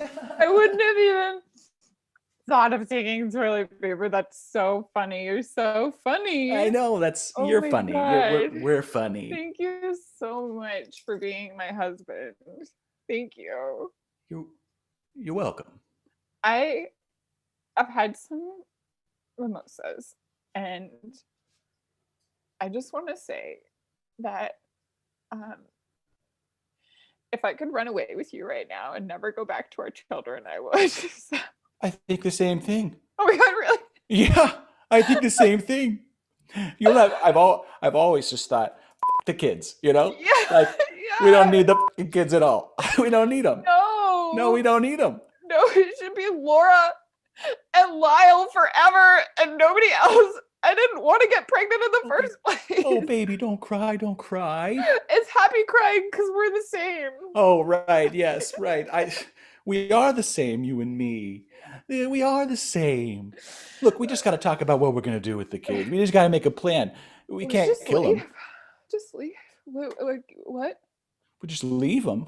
Yeah, just leave. I mean, my Just mom's like- there now. We just don't go back, you know? I mean, sorry. Well, while we No, talk no, about no, this, no, I'm no. just going to get ready for the pool, so. Okay, cool. Yeah. Yeah, you mind, can I have some of that toothpaste? Oh, God, yeah, here.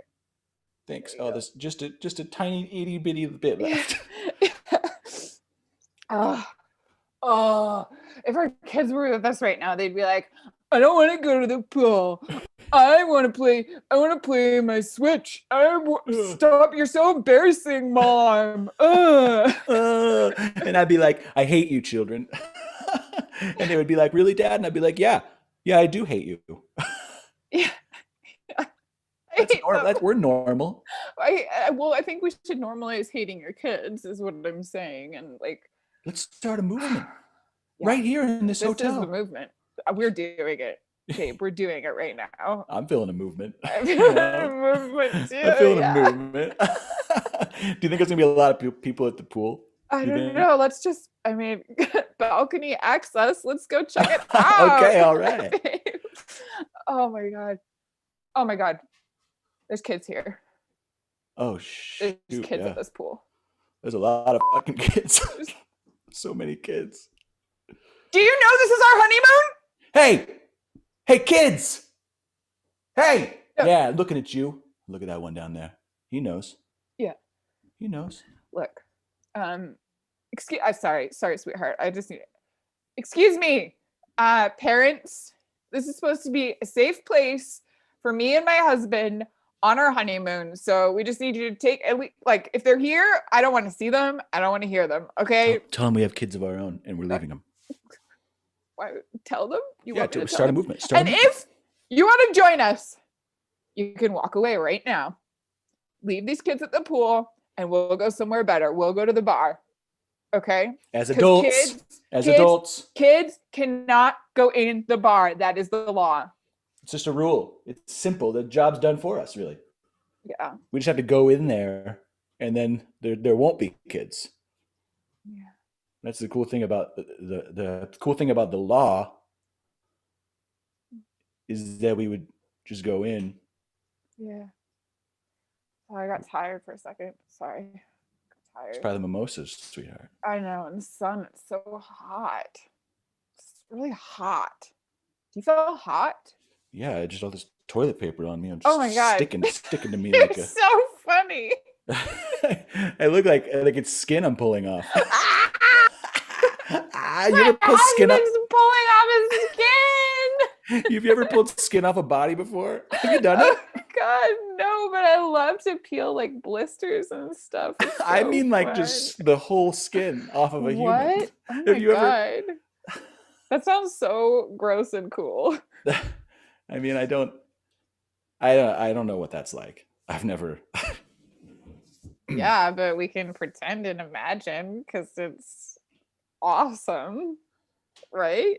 Yeah, Can I come clean to you about something? Well, we're the same, so So there's nothing to know. yeah. Well, there's nothing to hide. Whatever you have to come clean about, I'm already there and clean and stuff. You're so clean. We're both so clean. Yeah. Yeah. I was a child murderer, but I didn't murder children. As a child, I was a murderer. Babe. I know. All this time? Yeah, I mean, it's kind of hot. I like that. How did you know? Well, like, when we started dating, I did some research. I went to the library, got on the microfiche, just looked up any old articles I could find about you. And you're there. That's the sweetest thing. Thank you. That's just so sweet. I mean, did you not microfiche me? I didn't. I just took a leap of faith. Wow, that's also so beautiful. Because I microfiche everybody. Really? Every person? Yeah, I mean, you got to go further back from the internet because that shit can be scrubbed. Yeah. You know what I'm saying? Get your kids away from me right now. Why are they coming in the room? Why are you in here? I know. Did we not the door? We left the door. We left. That was me. That was on me. I left. Put the door stop down. You see the door stop on the. You gotta go. You gotta, it's not for you. Here, take a chocolate. There you go. Well, that's generous of you. Yeah, it's poisoned. Really? Yeah, it's I travel with poisonous chocolate. Oh my god, that's very dangerous. Sometimes what if I you mix ate them up. it? That's the risk, babe. That's the risk I take. Okay, this fucking toilet paper's all over. Oh my god, it's in my mouth. Just a second, I got one more. Hold on a second. Okay. Hold on a second. Okay, I love you. I love you so much. I love you too. Just a second. Where do you go? Where do you go I'm when under you the do bed. these things? I'm under the bed. I don't even know where you are. It's a penny. A penny. It's just a penny, but fucking... it was under the bed. It's probably so gross. I bet there's you do a blacklight Did test I on that lick penny. it? No. Come on, babe. I mean, it's not as bad as chocolate poison. If you're gonna lick something, I have to go find somebody to lick. Hold on. Okay.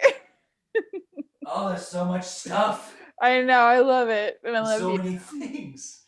And I love you. Oh, I I love it. Look at all these things. Oh my god, there's just so many things. Okay, so some stuff I left down there for you to find, but I don't know. We'll see what you find. Okay. Oh. Okay, I really want to lick this penny, so hurry up. What is this? You tell me, babe. This doesn't make sense. What? It's a paternity test. What? With your name on it and a guy named Twilight. My friend Twilight. Yeah. Look at it. It says Surprise! it says. You mean I'm not really the father?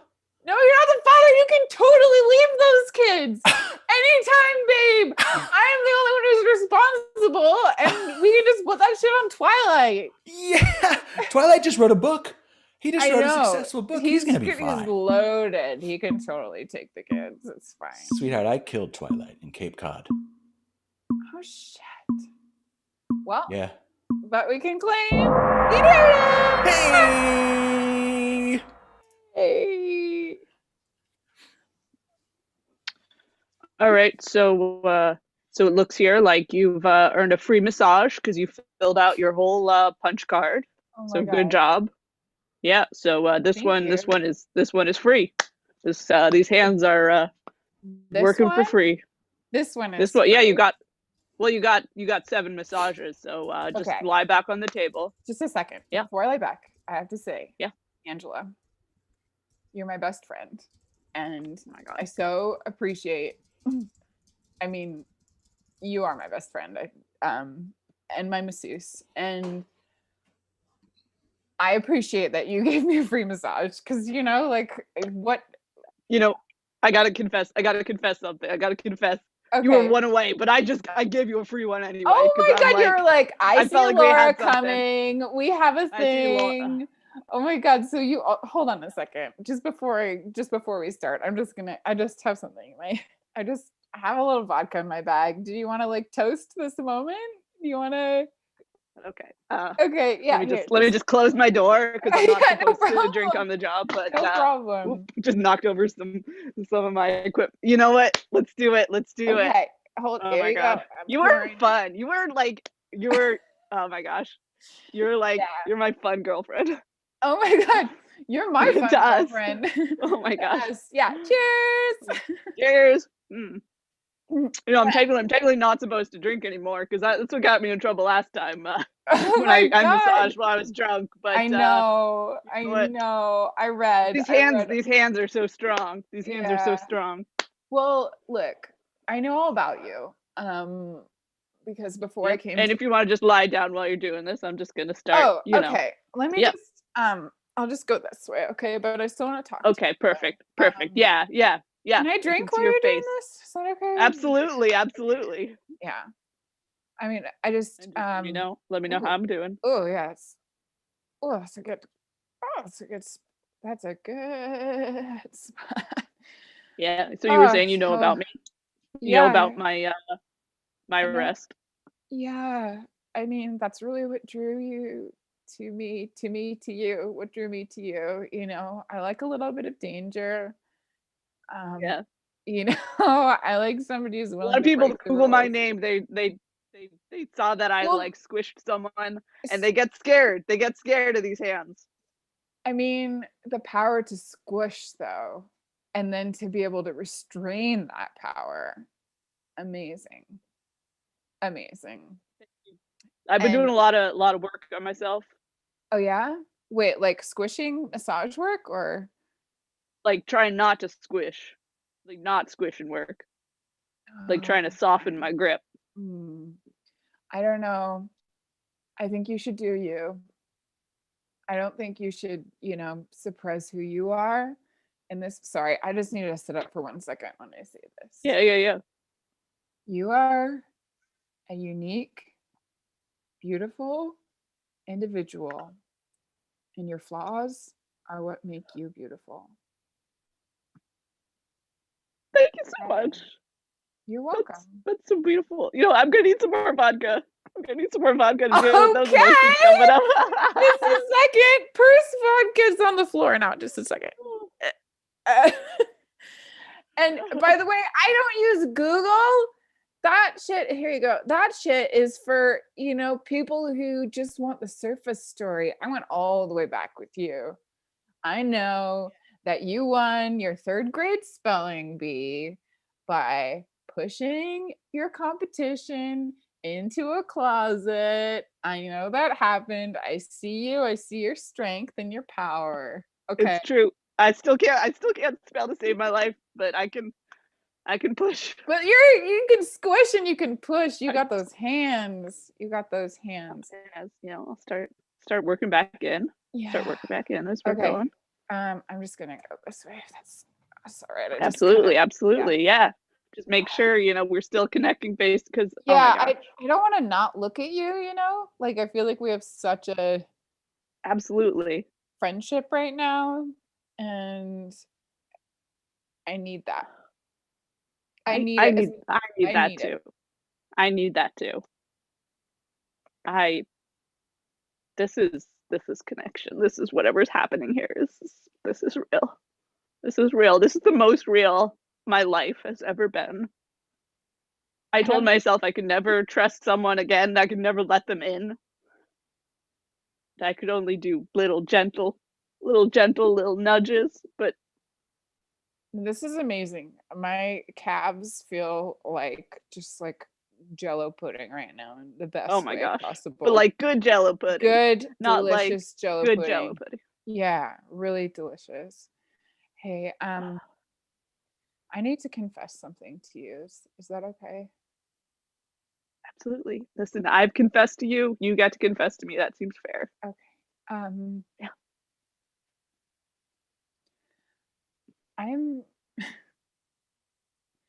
I love horses. Like a lot. And I love them so much that I stole a horse. And it's in my garage at home right now, and I just don't want anybody to know, except you, because I really trust you. Anyway, that's it. I stole a horse. It's in my garage at home. That is beautiful. That is beautiful. Because I love that. You do? I love that. Horses should be should be stolen. Well, they should be with the people who love them the most.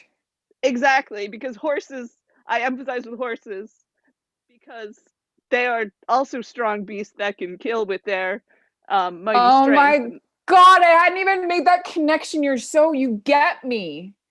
You get You me get me. so much. You get me. I feel like I'm on Oprah, and I'm both Oprah and the person she's interviewing. Gail!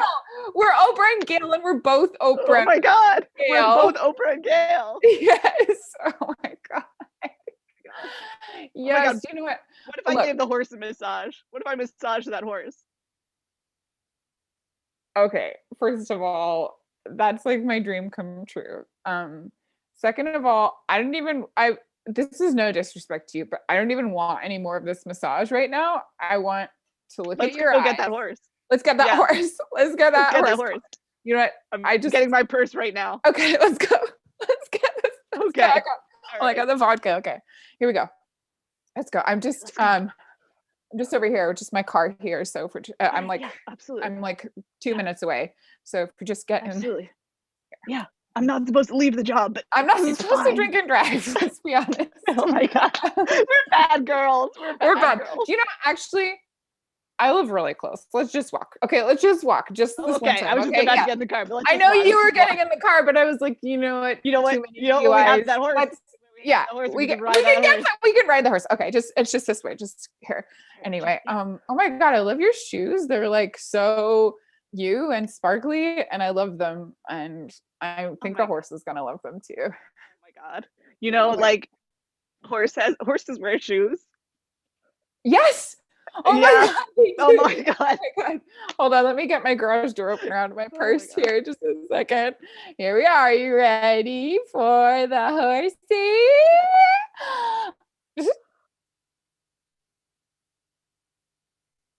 God, it's my face on a horse. That horse just looks just like me. I know. Right? How did I do that? Like, who's me? Who's the horse? Oh my God. I'm so glad that you noticed and that you get it. Yeah. Say hi. I got freaked out, but I love it. Well, I know you because I've read about you. So I knew you wouldn't get freaked out, you know? Of course not. Because this is this is how we can be together all the time. I mean, we could also be together all the time if you wanted to stay. I left my kids and then I left my husband, so it's basically just me and the horse. I love that. Yeah, free spirits. Oprah and Gail. Oprah and Gail. And you know, if you wanted to bring back your husband, like that's fine. He could be the Stedman. I don't, kids probably know, but like husband, I'm okay with. I don't think he's coming back. Okay. Okay. That's fair. Oh my gosh. Your muscles are so stiff. Yeah. It's like I can use my full strength on this horse without being afraid. This is amazing. Look, I think what we all need right now is some Chex Mix. Because I got a rumbly in my tumbly. I know that horse is hungry. And if the horse is hungry, you're hungry. So I'm gonna go grab that. You make yourself absolutely at home, and I love you, and I'm so excited.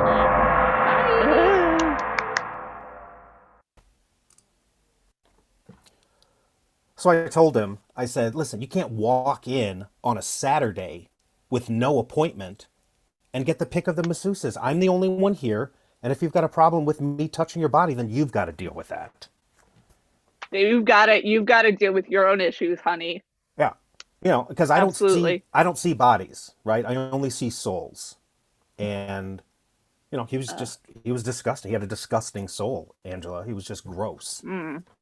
Yeah, you have better self-control than me because I would have just squished him. Yeah, well, I mean, you have the power. You're like Superman, right? You can't just squish everybody you want to, although you could. You got to hold back. I quite frankly, I don't know how you do it. You have such great self-control. I fly off the handle. I'm like a stick of dynamite. No, I mean, you tell it like it is. That's what I love about you. That's what I love about you, Catherine. You tell it like it is. Well, I mean, if not me, then who? Right? That's what they go, Caddy, right? Caddy's going to tell it like it is. Yeah. I don't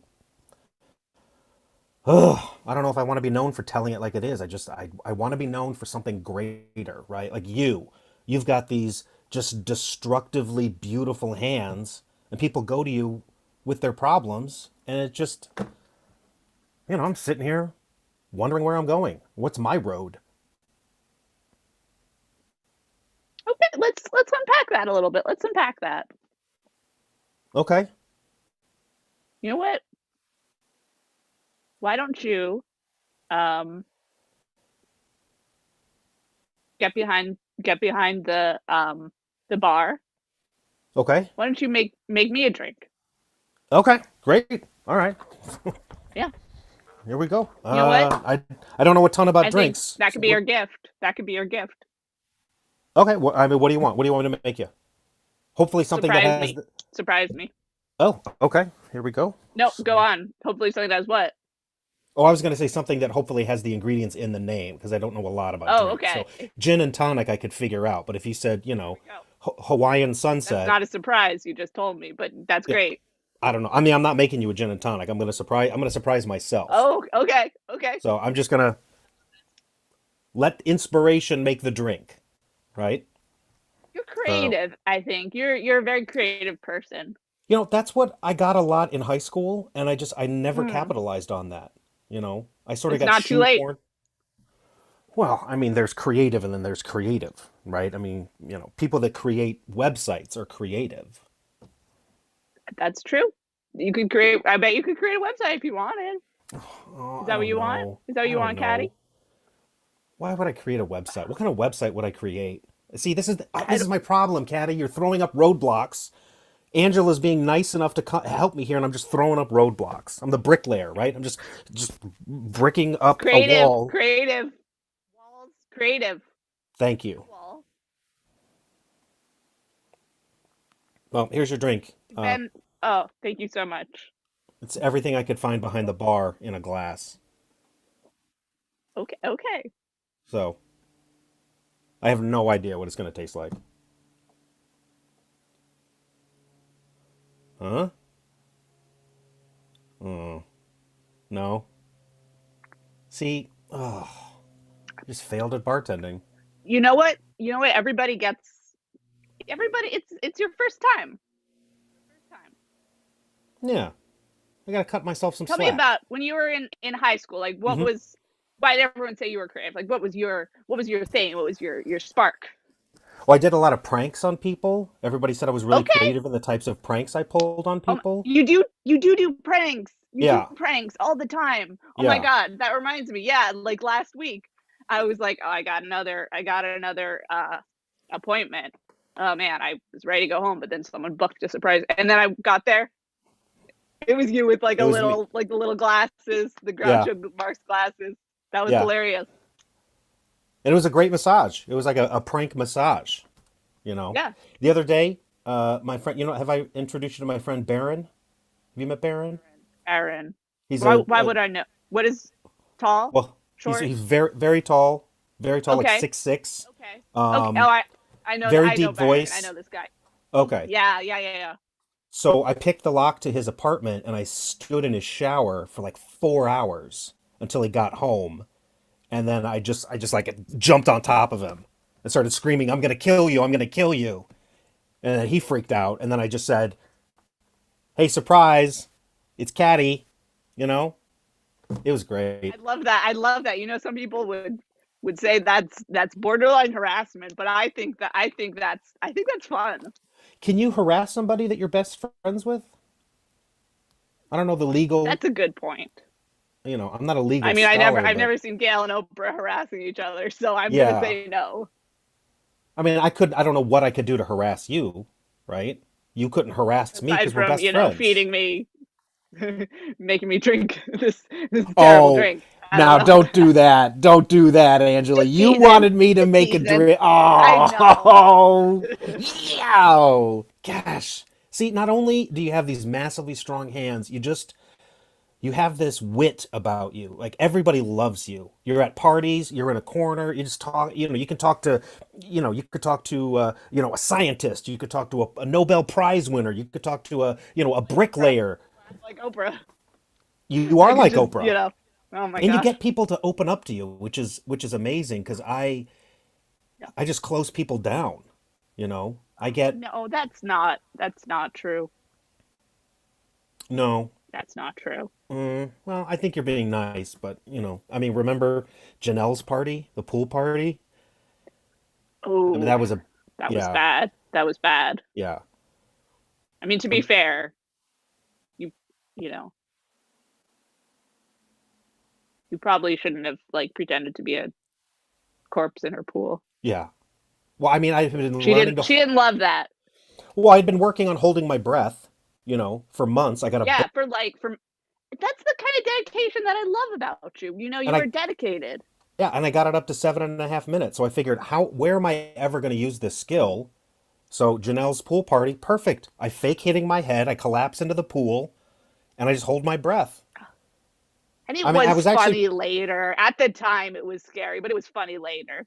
It was surprising how long it took anybody to drag me out of the pool and attempt, CPR to check my vitals or anything. Because I was holding my breath for a long time. Gosh, yeah. Well, we'd all had a few, so we were Oh, sure. socializing. We didn't really notice, but oh my god, that sobered us all up. Yeah. Well, it also ended the party, so I felt pretty bad because I think the police and the ambulance and the investigators, yeah. I haven't talked to Janelle left. since then. She left. She left town. She left She changed her name. town? Yeah, she changed her name. I know What's her because I name? hired a private investigator because I was worried about her. Her name now, I want to say Pauline. Okay. Do you have her contact I found number? her on 'Cause I'd love to Facebook. reach out. Yeah, I'll give just- her. I'm sure you could just explain the whole thing's just a misunderstanding. Right. And I'll just kind of, keep up with her. I'll like a lot of pictures of hers. I'll, put some witty comments. Absolutely. Yeah. And then, I'll have to think of a new prank, like an online prank. I don't know what online pranks are nowadays, but I could come up with something, I guess. Yeah, you could catfish her, I guess. You could pretend to be someone else. I don't know. I shouldn't come up with that. You're the one with the ideas. I shouldn't try. That's a great idea. I make her fall in love with me Oh. with a fake profile and make it go on for like 18 months. Like really get into it. Tell her to meet me someplace. This is all you. This is all you. No. This is all you, Angela, Daddy. this is such a good idea. Tell her to meet me someplace, like someplace really weird, right? Like Mount Rushmore. Nobody ever meets in front of Mount Rushmore to fall in love. Tell her to meet me in front of Mount Rushmore in like January when it's freezing, and then I don't show up, and then I create a different Facebook profile and send her a note that says, "Hey, we found this guy. He's dead. So the love of your life is gone. And you owe us $33 for the ticket you didn't buy to Mount Rushmore." I don't even know if you buy tickets to Mount Rushmore because you can kind of see it from anywhere, can't you? Oh, Angela, that is so. I don't know. That is so this good. is all you, baby. I don't know how you do this. I don't know how you do this. This is amazing. It's because you're my muse. I am not as creative alone as I am with you. What did you put in this drink, by the way? Oh, I just put everything that was brown and clear. So it was probably like 36 different types of alcohol. And I did the spritzer with all. Are you okay? What's going on with you? There's nuts in it. Are you allergic to nuts? I mean, it was a joke. Surprise! There was nuts in it. Ha ha! Gotcha. Oh, Angela. Oh, hey, Uncle Caddy. Thanks for teaching me how to drive. I'm really glad. It's been really. Thanks. I just got to get a lot of practice in. So thanks for teaching me. Oh, you're welcome. I know what it's like to be scared of driving. And look out! Oh, just joking. There's nothing there. Okay. We hadn't even started the car yet. I know you always got to be ready. Now remember, yeah. what are the top 3 things you need to look out for when driving nowadays? Oh, bicycles. 1. Pedestrians. 2. you told me this, so I Yep. I remember. Party clowns. Is that what you said? Well, I mean, you should always look out for party clowns. Right. But that's a really low percentage. This is more of a higher. What would you find in a lot of neighborhoods, right? Run Kids. around. Kids, bicycles, pedestrians, Bicycles, kids. pedestrians, kids. Now you That's might. 3. I thought you said there were 4. Well, we could add party clowns. That could be the 4th. Okay, great. Yeah. But those are the main 3. I'm trying to give you the high percentages, right? Right. Yeah, I saw the PowerPoint you sent me, but Yeah. I didn't go through the whole thing, so I think I missed some of the details. I'm sorry. You didn't go through the whole thing? That's the first slide. It says, please go through this whole thing. I know. It was really long. You had a lot of, it kind of linked to a lot of your blogs. Yeah. Yeah, and I'm sorry, I didn't get through them all. Why wouldn't you go to my blog? I mean, I do a ton of research on the internal combustion engine, right? Henry Ford, the assembly line production, Opel in Germany, right? The first sort of car manufacturer. You just want to get behind. It's just kids these days. You just want to get behind the car. You just want to get behind the car and drive, right? Yeah, I know. Pedestrians and kids, bicycles be damned. I know. It's just like, I don't know. I'm like, my friends and I are trying to do some TikToks, and we just, I don't know, we've got like all these dances we've been working on. And so I guess, I'm sorry, I got like just carried away. Okay, take your hands off the wheel right now. Stop. Listen to me. Okay. When you were in a car, you cannot be thinking about TikTok dance videos. You've got to be focused on what's ahead of you. Right. Cognizant of what's behind you and just aware of what's to the side of you. Right? So how do we check? How do we check 360? You don't turn your head in a car, do you? You don't turn your head when you're driving, do you? No. This is one of the links to my blogs. I did a whole section on rear view mirrors. I know. And rear view mirrors, say hi to yourself. That was the title of the blog post. Yeah. You got really philosophical in it, and a lot about like searching inside. I know. Mirrors, of course, being the reflection of our souls, and I just sorry. I got distracted again. But you're so mirrors are the reflection of our soul is one of the tenets of the Mirror blog post. I mean, you're halfway there. God, you're so much more like me than you are your mother. Sometimes I don't even think we're related, right? But you and I, it's like, God. I know. Yes. I know. We just like, I'm like, Mom, I don't want you to teach me how to drive. I want Uncle Caddy to do it. I want, cause like, I don't know. She's just got a lot of like, do it the right way and like get your license. And I'm like, no, I want to be able to understand my license the way you were telling me. I don't want to just get it and then forget it. I want to get it. Yes. Did you read the blog post, Getting Your License? Who's a donor now? Yeah.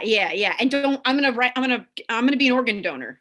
So that's a personal choice. If you don't want to, I'm not pushing you either way, because some people have very strong feelings. My feeling is, listen, if I'm bloodied and smashed all over the place, take my corneas. What am I going to do? Right? Yank my heart out. You did that. You did that like 2 years ago. Remember when you showed up here all bloody and you told us? Yeah, you remember that. Yeah, I remember that. That was funny. That was funny. I wish TikTok was around then, Uncle Caddy, because you would be like, that would be so funny. Yeah, but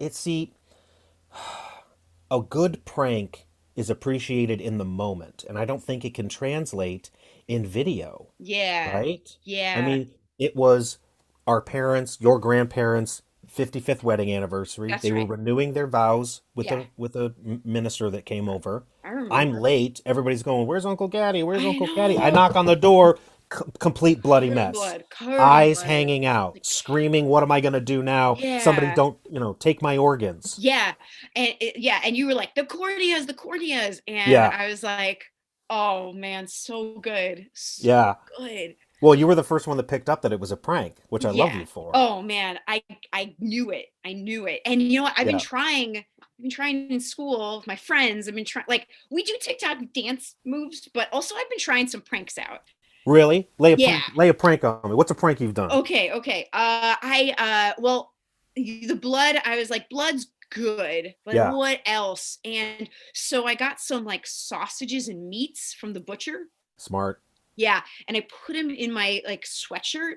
and then I tripped in the hallway. Yep. And also, but I grabbed someone on the way so that they thought like they were part of it, that it was also part of their fault that I interactive. fell. Yeah. And I fell, and just like it all just started gushing out, and I was like, oh, my organs. Yeah. Oh. We did something, I mean, not quite as elaborate as that, but we did something back in my day. We called it the tauntaun, right? Guts coming out. Like Star Wars. Yeah, like Star Wars. Yeah. Yeah. That's that's a mature prank for somebody your age to pull. Yeah, I've been studying. Well, I didn't study all your blogs exactly, but I've been sort of like, what can I do out there that's gonna like put my mark? Yeah. So let me ask you this. So when somebody came to sort of investigate your guts all over the place, what was the capper, right? What did you say to sort of like just elevate it one step? Yeah. So they first of all, they turned me over because I fell on my stomach. So the guts were coming out. Oh, a second surprise. Yeah. So like they pulled me over, and I was like, oh, and I got up and I winked and finger gunned. Oh, I don't know. That's my own twist. I don't know. I don't know if pretty good. That's pretty good. Here's something. Now, I'm not saying you should have done anything different, but here's something that maybe I would have done, right? Okay. Yeah. Just to really cap it. Roll me over. Somebody maybe tries to start stuffing my guts back in me. I pop awake. I say, I'm HIV positive. Right now they're thinking, uh-oh, I've just touched all these bloody guts. Right? Oh, and then but see, you gotta let them stew for a minute, like have their life flash before their eyes, and then just sort of get up and say, no, I'm fine. No, fine. This isn't even me. Yeah. Right. You know what? I should roll this over into my promposal with Stephanie. Cause I gotta propose to prom. I got, and so, everyone does something really like big, go big or don't go to prom is what they say. And so now I'm like, maybe I put something like this into maybe not so bloody. I don't know if she likes that. I don't want to scare her away. I want to go to prom. I want to go to second base. So quick question, not to interrupt. What's second base these days? It's over the shirt. Okay, so it's same as when I was a kid. Keep going, the same. please. Yeah, it's the same. Okay. That hasn't changed. Although I should check on that. That's something for me to look into. Okay. So mom checks my Google search history. She's been checking my search history. You know what? Let me check it on my Google search, and then I'll text you the results. I'd love for you to check it on your Google search. Okay. And I'll check it on my Google search. I won't do it on my Google search. Right. Mom. Okay. So promposal. I'm thinking maybe I'm gonna steal a golf cart and drive it into the school. Maybe I was like, maybe that like something on the move would be cool. And maybe that is a terrific idea. Yeah, because I'm like, okay, stealing property's cool. Right. Stealing property. Great. So maybe you could have, what's the young lady that you're asking out? Stephanie. Okay. Yeah. So maybe you could have something on the cart that says, I don't know how long these carts are, but maybe just like prom plus me equals Stephanie or something like that. Or actually that equation doesn't make sense. It's like Stephanie plus me equals prom. Is probably what Stephanie, it would be. Prom plus Stephanie equals you? No. It's like Stephanie plus me prom plus equals me prom. equals you equals prom. That's what you should do. Maybe I should just put my name, Scott. Maybe I should just put Stephanie plus Scott. Great. Or just S plus S equals prom?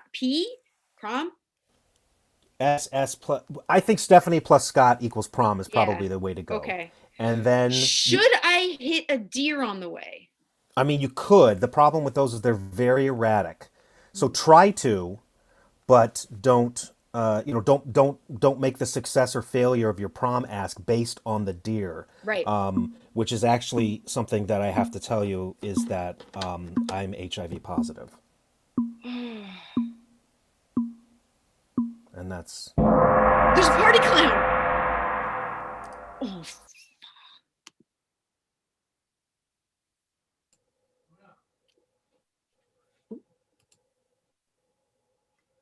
Whoa, things are getting intense. Bring it back. Bring it back. What happened after that? I know. We want to see more. What happened? Oh, gosh. This is a 24 5-hour epic, Laurent.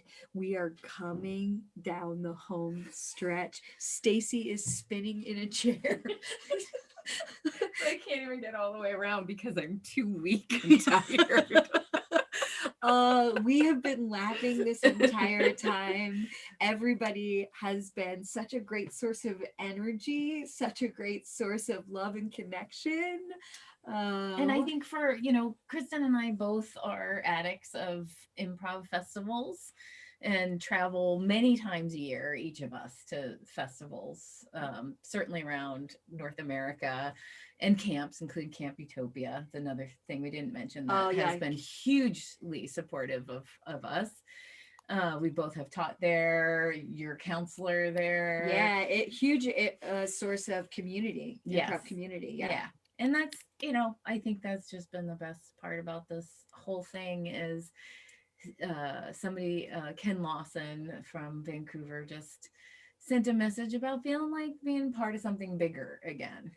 Yeah. Not just feeling so isolated. And that warms my heart because that's when we were like, we could connect people all over the world. We could play with anybody. And it's been so great to travel the world with each of these people and each of these little 6 to 10 minute plays. I want to see them all turned into films. Yes. We will only take about 10% in points or whatever. Or we'll take your donation right now.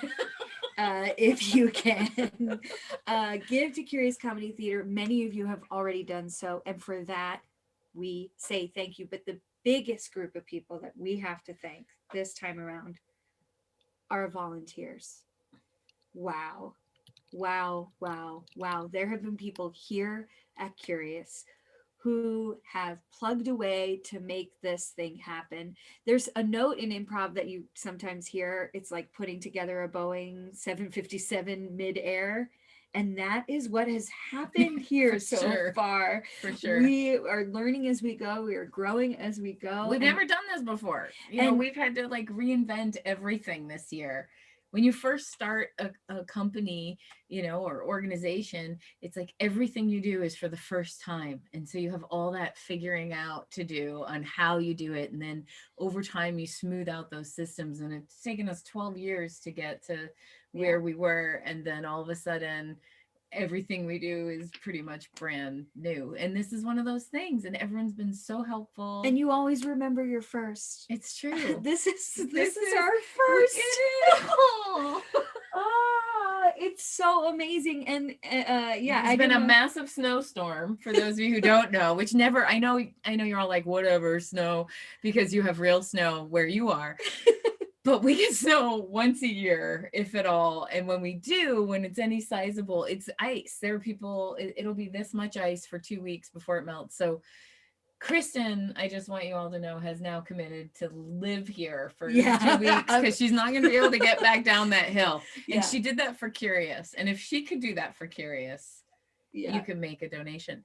And there's so many other people who did a lot for Curious and LOVEFEST. Hannah and Heather and Dave and Janelle have been here all day. Tommy and John, Tim and Jessica and so many people have helped Anthony out. And we weren't going to attempt to name everybody, but I wish I could name everybody. But that's, to me, the other thing that I love about Curious, is my favorite thing about Curious is how we're at this point where it's not just the 3 admins trying to do everything. We now have a community that loves and cares about Curious as much as we do. It's important. We've had people meet and get married, and people meet and have babies, and sometimes people meet and don't fall in love. Sometimes that happens. Well, thanks to you, we now feel that our community is truly worldwide and that we've had improvisers come from everywhere. We kind of threw this at our improvisers who are waiting in the wings, still yet to perform for you to drive it home. Like I said, Joe Bernard is going to circle it back around, and we're very excited to see that. We have some incredible, talented improvisers coming up from, again, all over the place. Philly, shout out Philly. There's some players from Philly coming up in this last half hour. And we have players from Australia. 2 different time zones of Australia. So there's some Melbourne people and some Perth people. and through Esther, who came and performed with us, and Yeah. just was randomly traveling through. And if you're not a part of an improv community, maybe you're part of a CrossFit or jiu-jitsu or some other craft organization or something, but like improv, you can go anywhere in the world, find the improv theater, say, hey, I'm in town, and you get just brought in like instantly you've been at there home. forever. Yeah, instantly at home. And if we're able ever to do that again, of course, Curious's doors are open to you. So if you're watching this right now and you're an improviser who's been kind enough to play, which was generous enough, kind enough to give money, I'm gonna get emotional. I was about to say, now's a good time to cry. And you just did it perfectly. Yeah, kind enough to give money, because a lot of these performers are giving. And so if you're out there and you've been watching, these people are just the most giving in the world, and giving of their time, giving of their talent, and then coming out making a donation, which is crazy. Yeah. Like, just we feel so just blessed and lucky to know all of these people and all of you who are even watching this. There's just a lot of love, and we really wanted to do something called Love Fest right now, because we knew it would be post-election, post-inauguration, but we didn't know even who was going to win that election when we started planning it. We just knew no matter what, we were all going to need a little boost, and we all had to commit to love. Yeah.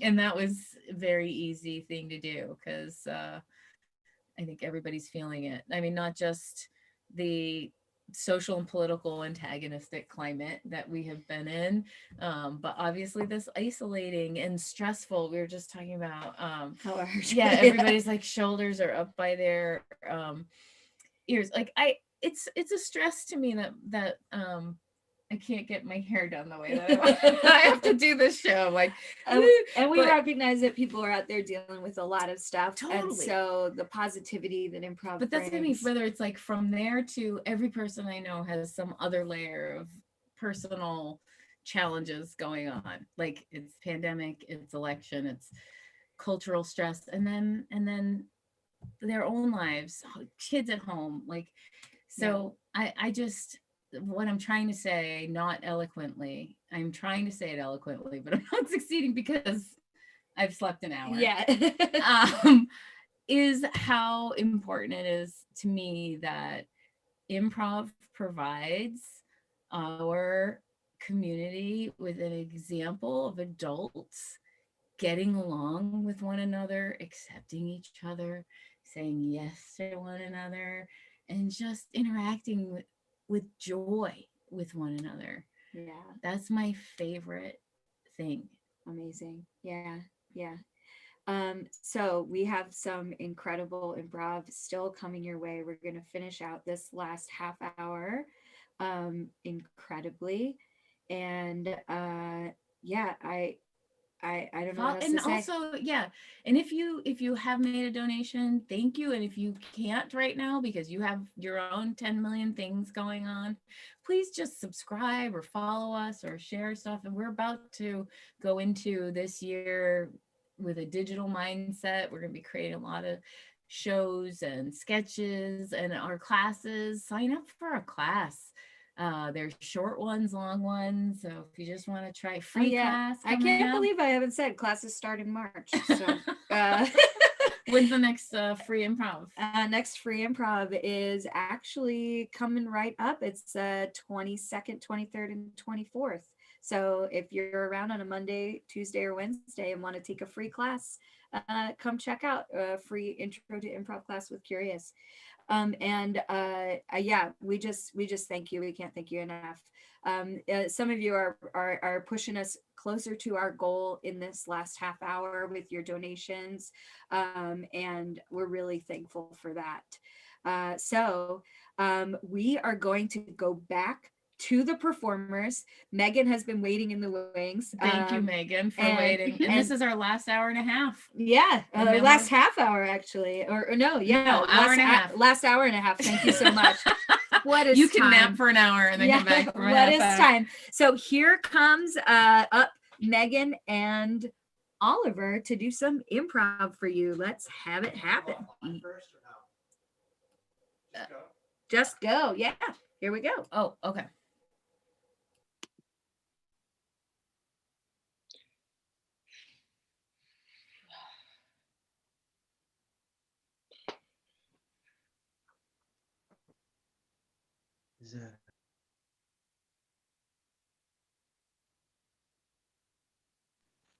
Hey. Stop it.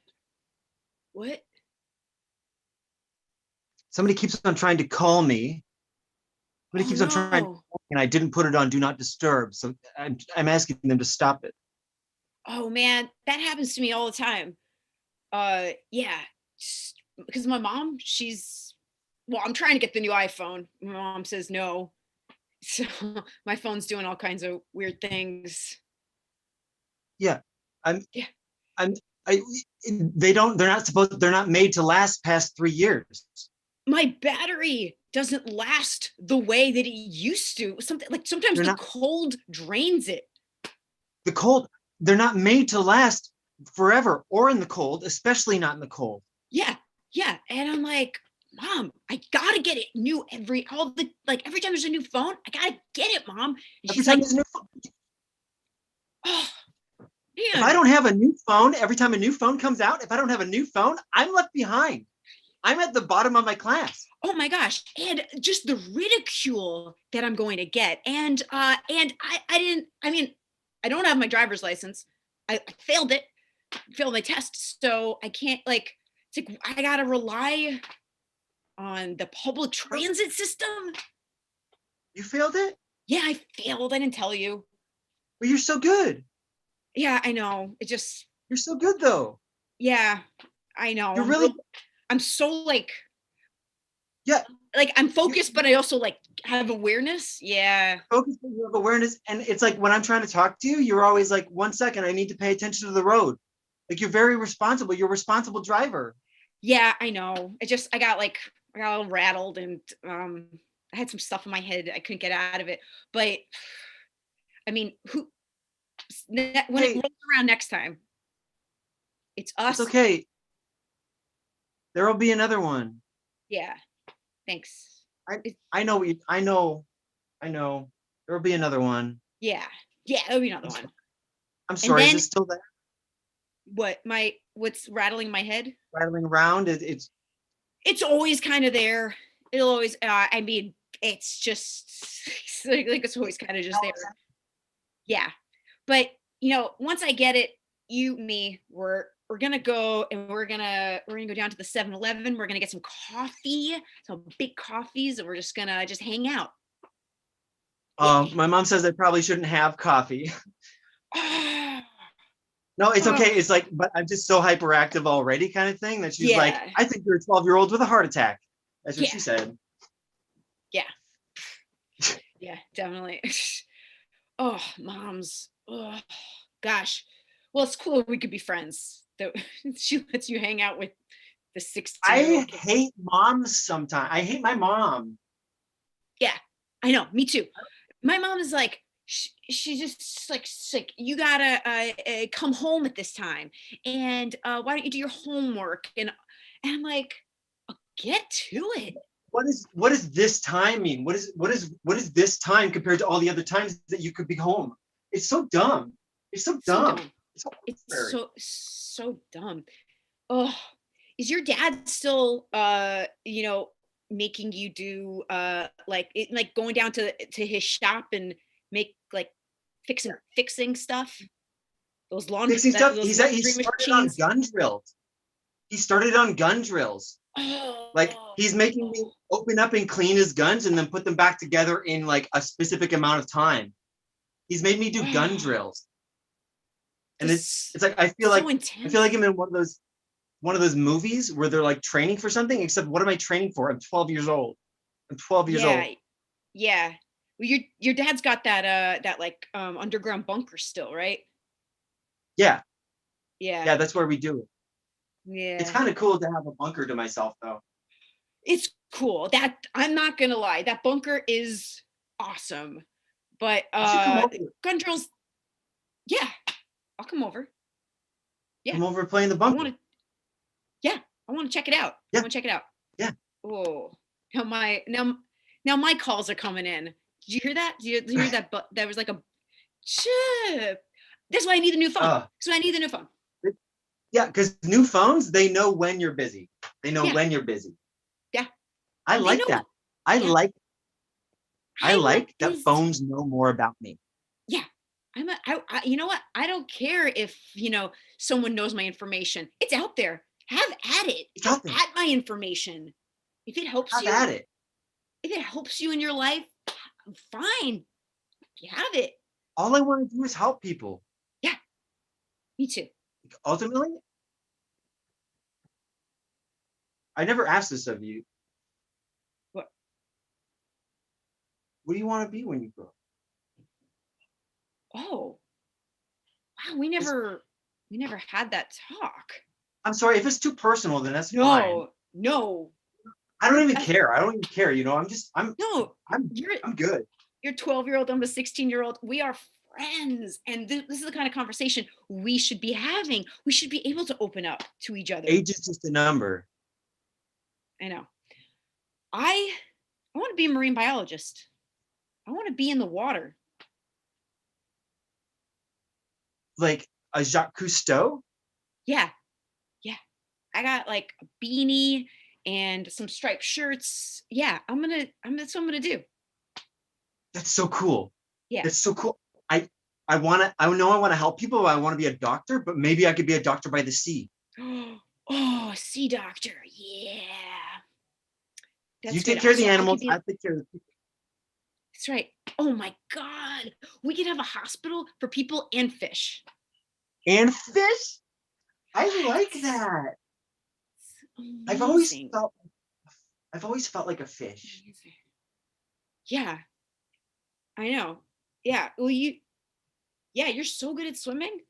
Like you're in there. You just are like, I'm like, where did he go? He's so fast. Shut up. Shut up. No, I'm not gonna shut up. I'm not gonna shut up. Shut up. I'm not gonna shut up. Shut up. I'm not gonna shut up. Shut up. You're my friend. And I'm gonna be honest with you. You know what? I'm gonna use my shitty phone to text out. I'm gonna tweet about how awesome my friend Francis is. And then when they steal my information, when it's all out there, they're gonna be like, we knew it. We already knew. It'll be public. Public. Awesome, dude. Well, I'm not gonna text it on my phone because my mom's gonna check it and then she's gonna wonder what's up with me. She's the only person that I don't want to know my information. Yes. Everyone but my mom. Yeah. Good call. Yeah. Oh, boy. So now we know each other's dreams and hopes. Pick. Yeah. This is like the sisterhood of the traveling pants. Yeah. We should have some. Yeah, we should write a letter. Okay. I'm gonna go on my memory banks and remember how the progression. We got to go to a vintage store, I think, and find a pair of pants that fits us both. That's okay. Because that's the magic of it. You see, this is the magic of the pants. I have a very small waist. Yeah, you do. Because you're 12. We see, but again, that's like the magic of the pants. If I'm remembering, is that they all had different America. What's her name? America Ferrara. She had a different proportion than was it Blake Live? No, was it Blake? No. She was blonde. Anyway, we shouldn't be spending all this time trying to remember who was in that movie. Yeah, it's not relevant to the conversation. Not relevant to the conversation. Yeah. Oh, okay. Okay. So we get some pants. Yeah, we get some pants. It fits us both. And then, but in that movie also they were away from each other. Anyway, they were away from each other from a summer. They kept sending each other pants. Whatever. Doesn't matter. Maybe we're. What? I just want to say thanks. When you said earlier that they talk about you at school, I felt that, because that happens to me too. And it's not. Stop. No, I need to tell you this. I accidentally Melvined myself. No, thank you. No, thank you.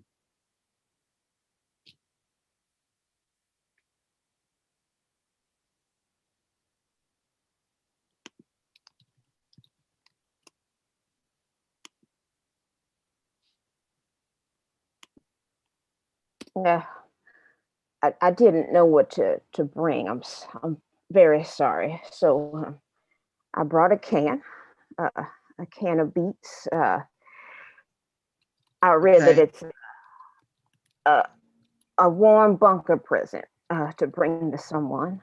I hope Yeah, that's welcome. Welcome to the end of the world, I guess. oh so glum. There's a number of things we can do together at the end of the world. Uh, we can finally write our great novels. Uh, we can paint our great masterpieces. Yeah. I don't have the patience to read. Oh.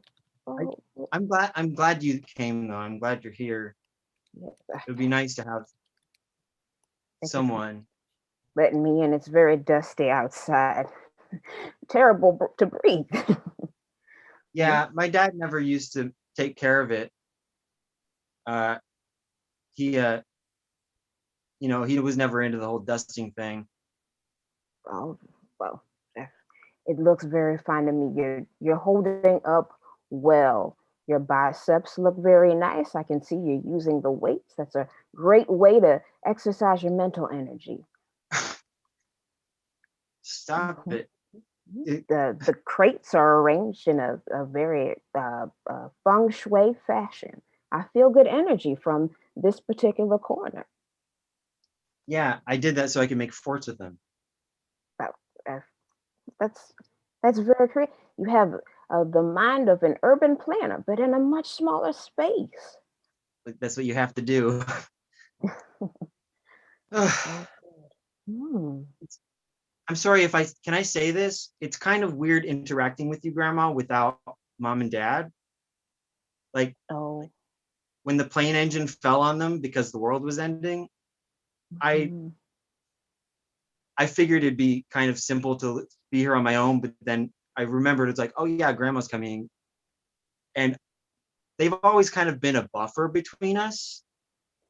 So I've never had to directly relate to you. And I want to change that because obviously now we have to live with each other for a while. I agree entirely. And can I also say to you, grandson, before my daughter and my dear son-in-law were crushed by that terrible engine, I actually rather enjoyed the social buffer between me and the younger generation. I mean, I could try to read up on what all you were doing. I don't really want to, but now times have changed and we need to become new versions of ourselves. I want to know you too. Well, I like that you brought beets. I hear that they stain things, so maybe we could use them for coloring. We can tie-dye our clothes, such as they are in these circumstances. So many holes. I used to do that back in my day when I was a young hippie girl hanging out with any old body. Everybody was your friend. You weren't young. I was young like you. All of my joints worked. All of my hair was the same color, and I had many friends, many musician friends and poet friends, and it was a time to be alive. You had a lot of friends? Pardon me? Said you had a lot of friends? Oh, yes, I was very popular. I had a don't give a damn attitude that was very magnetic to people. I was also very good looking with a very pert chest.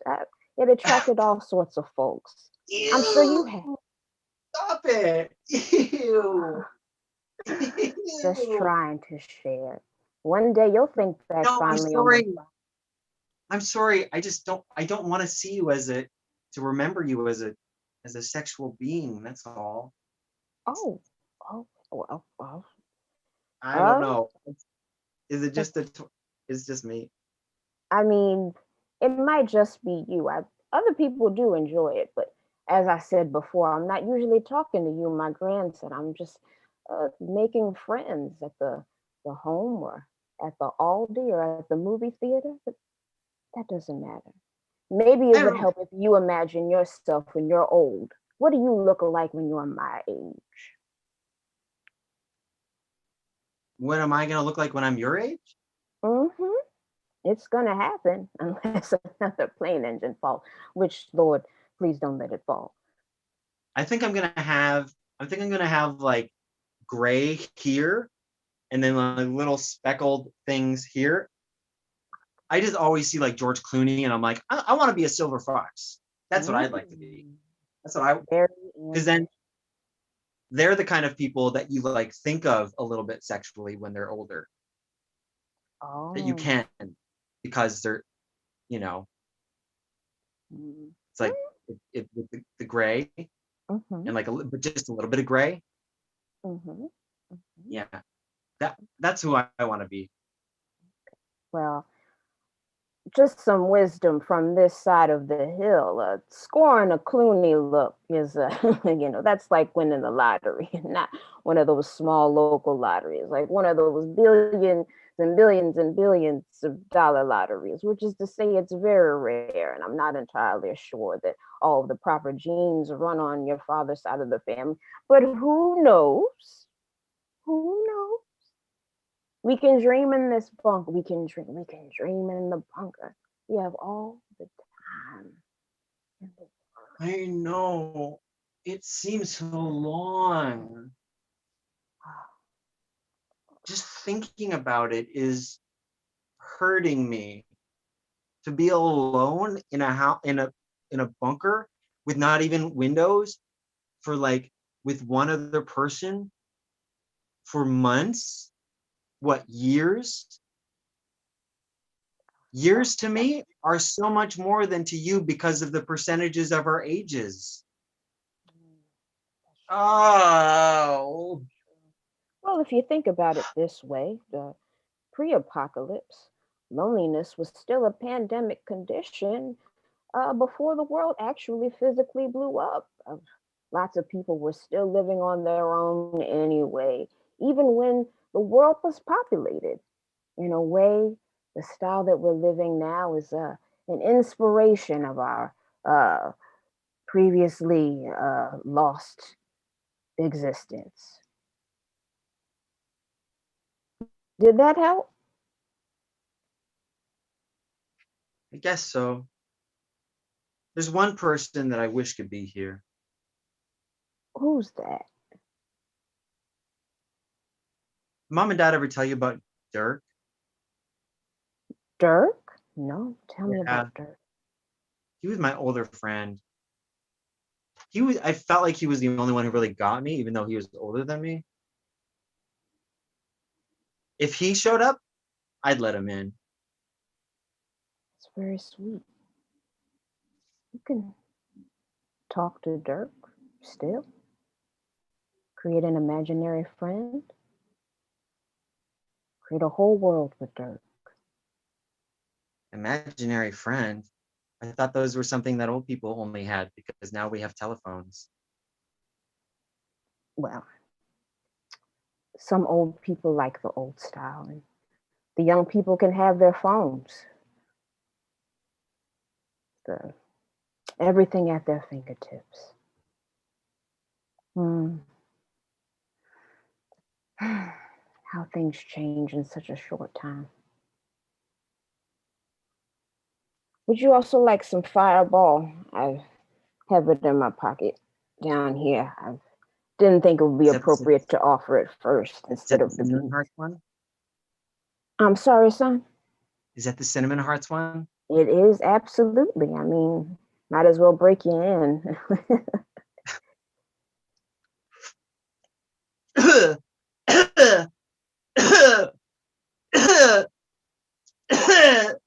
Exactly. Exactly. Oh, you need something? I'll open up the can of beets. They come with some water. We'll be just fine. We'll be just fine.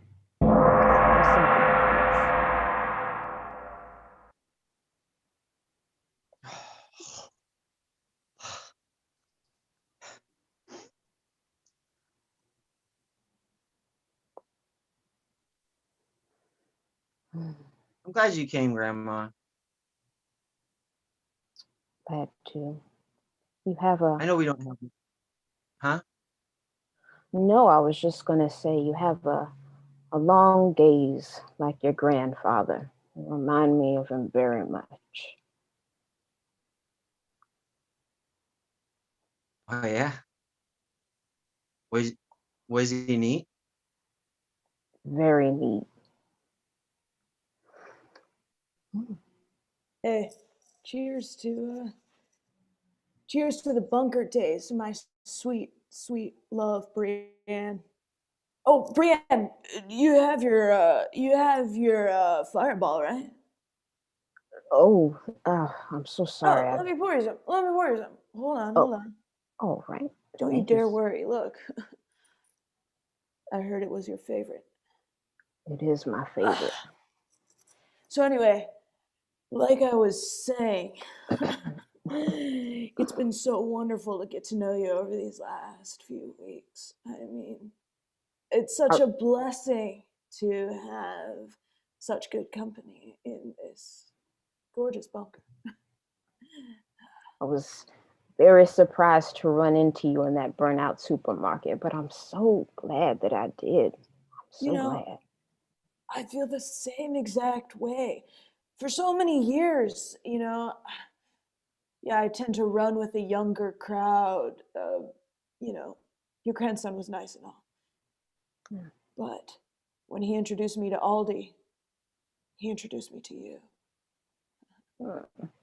Yes, I think that he was expecting a different outcome, but I've always been just a magnetic person. What can I say? What can I say? I just have that gift. And can we just cheers to that real quick? Oh, absolutely. Absolutely. You know, the way the ashes of our fallen society lay on your swoop of hair is so attractive, Dirk, I must say. That is the nicest thing anyone's ever said to me. And if I may just throw something back at you, I mean, even in the before times when the sun shone down on our faces, there was never anything that really shined as bright as you do in this moment. Oh, thank you. I have radioactive poison in, and I think it works for my complexion. I'll say it's always nice to look on the bright side. At least that's what my parents always told me, but not to bring them into it. I mean, it's not been easy thinking about that. I'm sorry. I'm so sorry. And I just want to say again, with things going the way they're going, zombies are possible. You mean my parents may come back in a different form, aka zombies? They could. Why limit your dreams? Oh my God, Brienne, I didn't think about it that way. You've seen me moping around this whole place, bringing the mood down, thinking I'd never be able to see them again. But you've really brought a new hope into my life, a new hope, kind of like the Star Wars movie.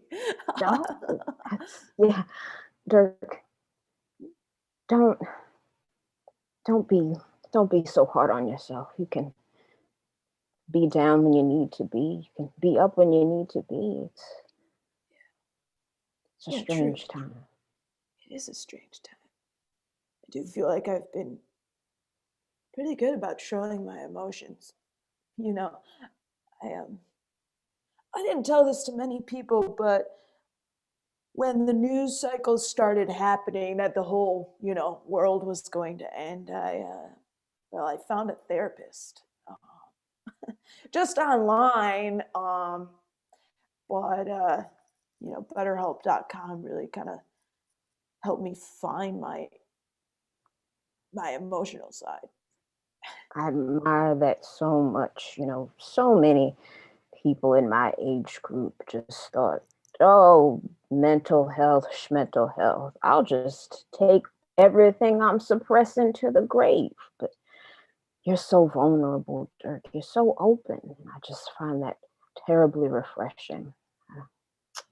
Well, forgive me for being so forward. I mean, I know we've been more forward than this, but I feel like, contrary to the point you just made, you're able to open up real good. I mean, oh, that came out wrong. That came out wrong. I didn't mean it like that. I'm so stupid. Oh, no, no. Shoot. It's true. It's true. I mean, I have an open heart and an open spirit, and if I've stretched correctly, other open things as well. It's the only limits are in your imagination, as I've discovered very much. Man, oh man. Sometimes I do think if I don't come back as a zombie, what does exist beyond this? I mean, will I be another version of the self that I am now? Will I exist at all? If you could come back as anything, Rianne, what would it be? Or who would it be?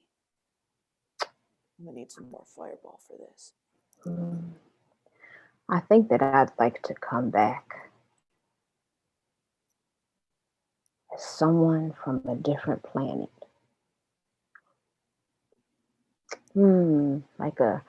Like a Vulcan, from Vulcan. And my favorite franchise, Star Trek. I definitely see what you did there. I've never seen it. Oh, well, that's fine. My parents were Star Wars fans. Oh. I never saw Star Trek. It's one of the biggest regrets of my life, if I'm honest. But Vulcan sounds like a pretty great thing. It is pretty great there. A planet full of reserved but very thoughtful people. I've never seen anything from the Star Wars franchise. Frankly, I always found it overwhelming. It is overwhelming, especially with the new stuff. I can't keep track of anything. This one and that one on the screen and on the app. I didn't know what to do. Look, I don't blame you, and that's not your fault. But that's sort of how I feel about the Star Trek universe. Do you not?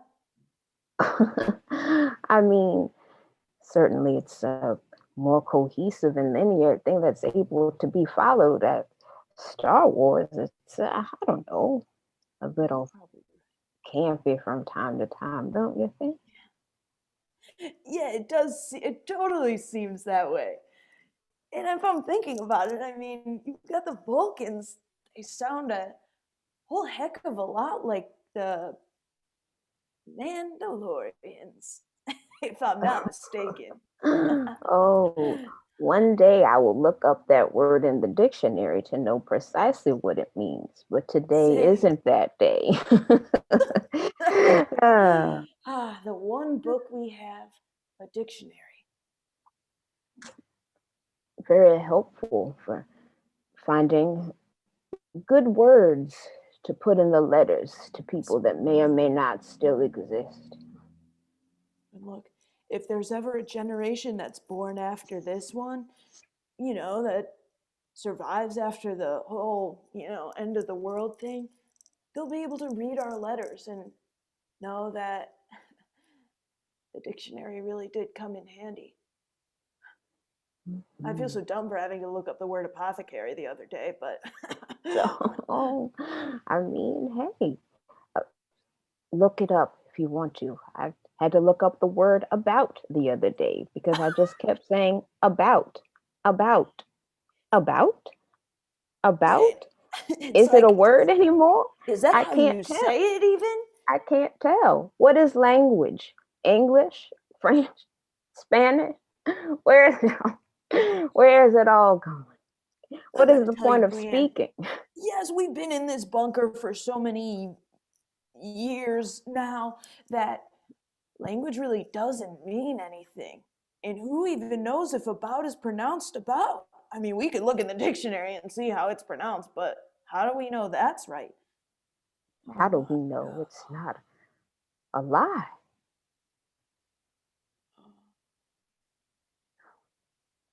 Boy. I'm starting to get in one of those moods, Brienne. I don't know if the fireball helped. Yeah, I'm not entirely sure either, but I'm gonna sip some more just to make. Maybe I should try the trapdoor one more time. Come on.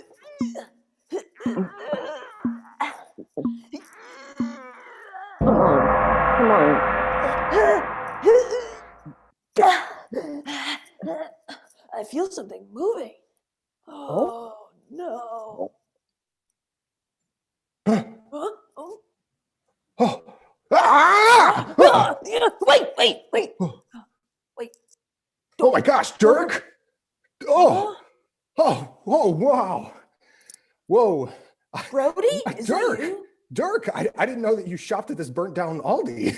Wow. Oh my God, it used to be my favorite place. Yeah, no kidding. Me too. You gave me a real scare, Brody. I gotta say, I didn't even recognize your hair so long. Yeah. It's been a while since, I've had any grooming. I can imagine. Oh my gosh, Dirk. I used to give you therapy. Some great conversations with you. Wow. Yeah, weird to see you in person. It was all, through the app and online and stuff. It's this is you. Yeah. Having a face-to-face interaction is just like so weird that we're doing this right now. Yeah, exactly. Honestly. Exactly. Being like in person, like, yeah, I remember when it was all just digital nonsense. Yeah, exactly. I'm sorry, I almost attacked you. Something that we can only do in person. Yeah, exactly. No hard feelings. I mean, with the zombies and everything, it's definitely hard to tell who's good, who's bad. Yeah, I thought you were a zombie or maybe a cannibal or something. I don't know what I thought. I panicked and I just grabbed a Swiffer. Hey, don't worry. I don't know what I was going to do with the Swiffer mop, but yeah, well, I don't know. You could really do some damage. I don't want to give you any ideas, but these Swiffer mops, I mean, there's some chemicals that might. God, why am I even talking about this? I don't know. It's awkward. I never know how to check in or talk to people Weird seeing when a I do. Therapist in the outside world. Yeah, it's sort of like. We don't. Yeah. It is. It's odd. Let's just be honest. It's a little uncomfortable when it happens. I don't know how to behave. No, same. I used to be so awkward. So you still practicing or whatever? Not much. Not really as much of a market for it as you might imagine. Yeah, exactly. So, no, I started a cult. So that's what I'm doing now. What about you? How are your parents?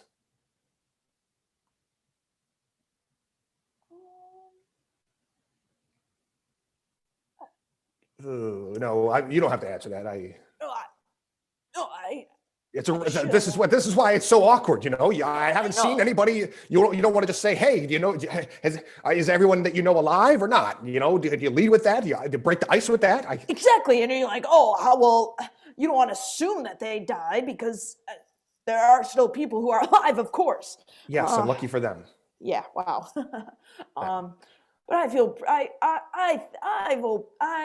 think I can tell you they were brutally murdered in a fashion that was like, wow, that is otherworldly to me. Kind of in like the big old tornado that was like, oh, this is the, signified this is the actual end of the world, that tornado. So what had happened was they were outside, trying to save me. They grabbed my hand, tried to pull me into the bunker. Well, they did that. They, saved my life. And then, then were hit by the tornado. Dirk, I don't know what to say. It. Yeah. You know what they meant to me too. Yeah, of course. Most of what you talked about is wanted to live up to their expectation and the way that you admired the lives that they led and the people who they became.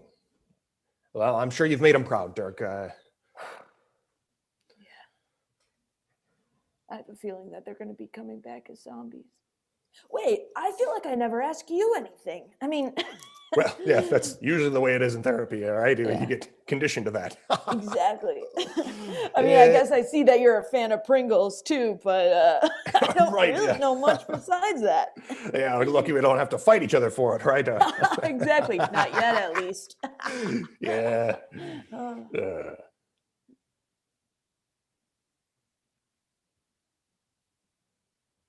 Is that you got the pizza supreme flavor? It was the sour cream and onion, but if you like that better, then I can trade you. No, I just could have sworn I saw a pizza supreme, and I just wanted to make sure. Okay. It was a green can. Then we don't have a problem. Then we don't have a problem, Dirk. Okay, good. That's enjoy your sour cream, Dirk. Yeah, I will enjoy my sour cream. I hope you enjoy the plenty of pizza that's left over. I'm sorry. I'm just on edge, and lots of people like pizza supreme. It's not that it's unpopular or disgusting or anything. People like it. I like it.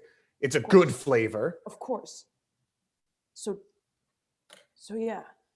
Brody, I got to tell you, I pulled a pizza supreme can out. You can have that. Dirk. I'll take the sour cream. Doesn't it feel good to be honest, Dirk? Remember, if you're just honest, you have nothing to hide, you feel better, you don't have that guilt hanging over your head, right? Exactly. And I will say I've been better about, being honest in the bunker and everything. You have a bunker? Well, you have a cult. Sure, we don't have any shelter. Well, I don't have any friends. My one love of my life just the other year passed away. I mean, she did get to an age where, it was of natural causes. And, being kept in a bunker for a long period of time doesn't help you age. You know what I mean? Sure. Yeah. Well, I'm sorry to hear that. I better to have loved and lost. Yeah, exactly. And congratulations. I know how your previous attempts at relationships had gone. Not great. Not great. Exactly. We don't have to. No, yeah. Thank you. It was felt good. Do you want a pizza supreme Pringle? Sure. I'll take one. I mean, as a kid, have a stack. Have a stack. I didn't mean to be rude by offering you just a single Pringle chip. Everyone knows that once you pop, you can't stop. Well, you're right about that. With only one, you can't do this. Are you ready? Oh, the duck Quack, bill. quack, quack, quack. The duck bill. Very good. Very good. A classic. Well, now that it's only me in the bunker, Only you in the bunker. I don't know. Can I bring my cult? Yeah, I don't know if you guys want to check the place out, see what you think. I got a How many square foot are we talking? A broker who can kind of show you the place, give you a good deal. Fuck that. I'm not messing with broker fees. It just. No, they're very reasonable. There's still fees tacked on. I'm not a fan of it. It seems on principle normal like sense. I mean, there's trade and there's barter. There's different types of things. Brody, I'm telling you, it's a great place. You gotta see it. I'm sure it is. I'm sure it has lots of great amenities and it's at a great location. I just don't like the idea of giving money in addition to. Think about this. 2 minutes from the Aldi. You can't beat it. You absolutely can't beat it. Just give it a look. See what you think. And We've been living in the back parking lot of the Aldi, so. okay, so location. Well, how about this? It's only 3 minutes from the cornfield. That's empty, of course, but something might happen at some point. 2 minutes from here and only 3 more minutes away from a cornfield. Yeah, you can't go wrong. Look, the rates are as low as they've ever been. You gotta try it out. I'll check it out. Great seeing you. Brody, listen, Yes. I know I'm a zombie, but I would really like to join your cult anyway. Well, I would love to have you, but I just feel that a lot of people will be uncomfortable about it, is all. A lot of the people in the cult have lost family and friends to, Okay. well, you know. Yeah, I hear you. But hear me out. I'm a very upstanding zombie citizen. My name's Brenda. I have a very respectable job as a CPA. I'm an accountant. I do legit work. It's a real job. My hobbies include pottery and knitting. I'm a mom. I'm a mombi, a 3. A zombie. Oh. And I Born into zombiehood. yeah, I don't mean to pry, its curiosities is all. well, yeah. I just want some friends. Being a zombie is hard. No one wants to be around me. Sure. No, I imagine that it must be tough to make friends in your circle. We could use a CPA. Yeah? I can Yes. whatever numbers your cult uses, I can crunch them. I can do things with them. I can save you money. Well, we've been trying to sort of create our own currency lately. We've got a system of exchanging Pringles that has run a little thin now that we've eaten our way through most of what we were considering to be money. So Yeah, Pringle coin. essentially is what it is. Very volatile in this economy. Yes, very much so. Well, how many people have you killed? I feel it's fair to ask. Are you an avid consumer, or do you try and have discipline? That's a fair question. I try to keep myself on a strict diet. Try to be good. There are cheat days sometimes, but for the most part, I try to keep it in. I'd say my body count's probably around 12 right now. 12 total. And I've been a zombie for a couple months now. Yeah, a couple months, you say? 12 in a couple months. Yes, that is rather low.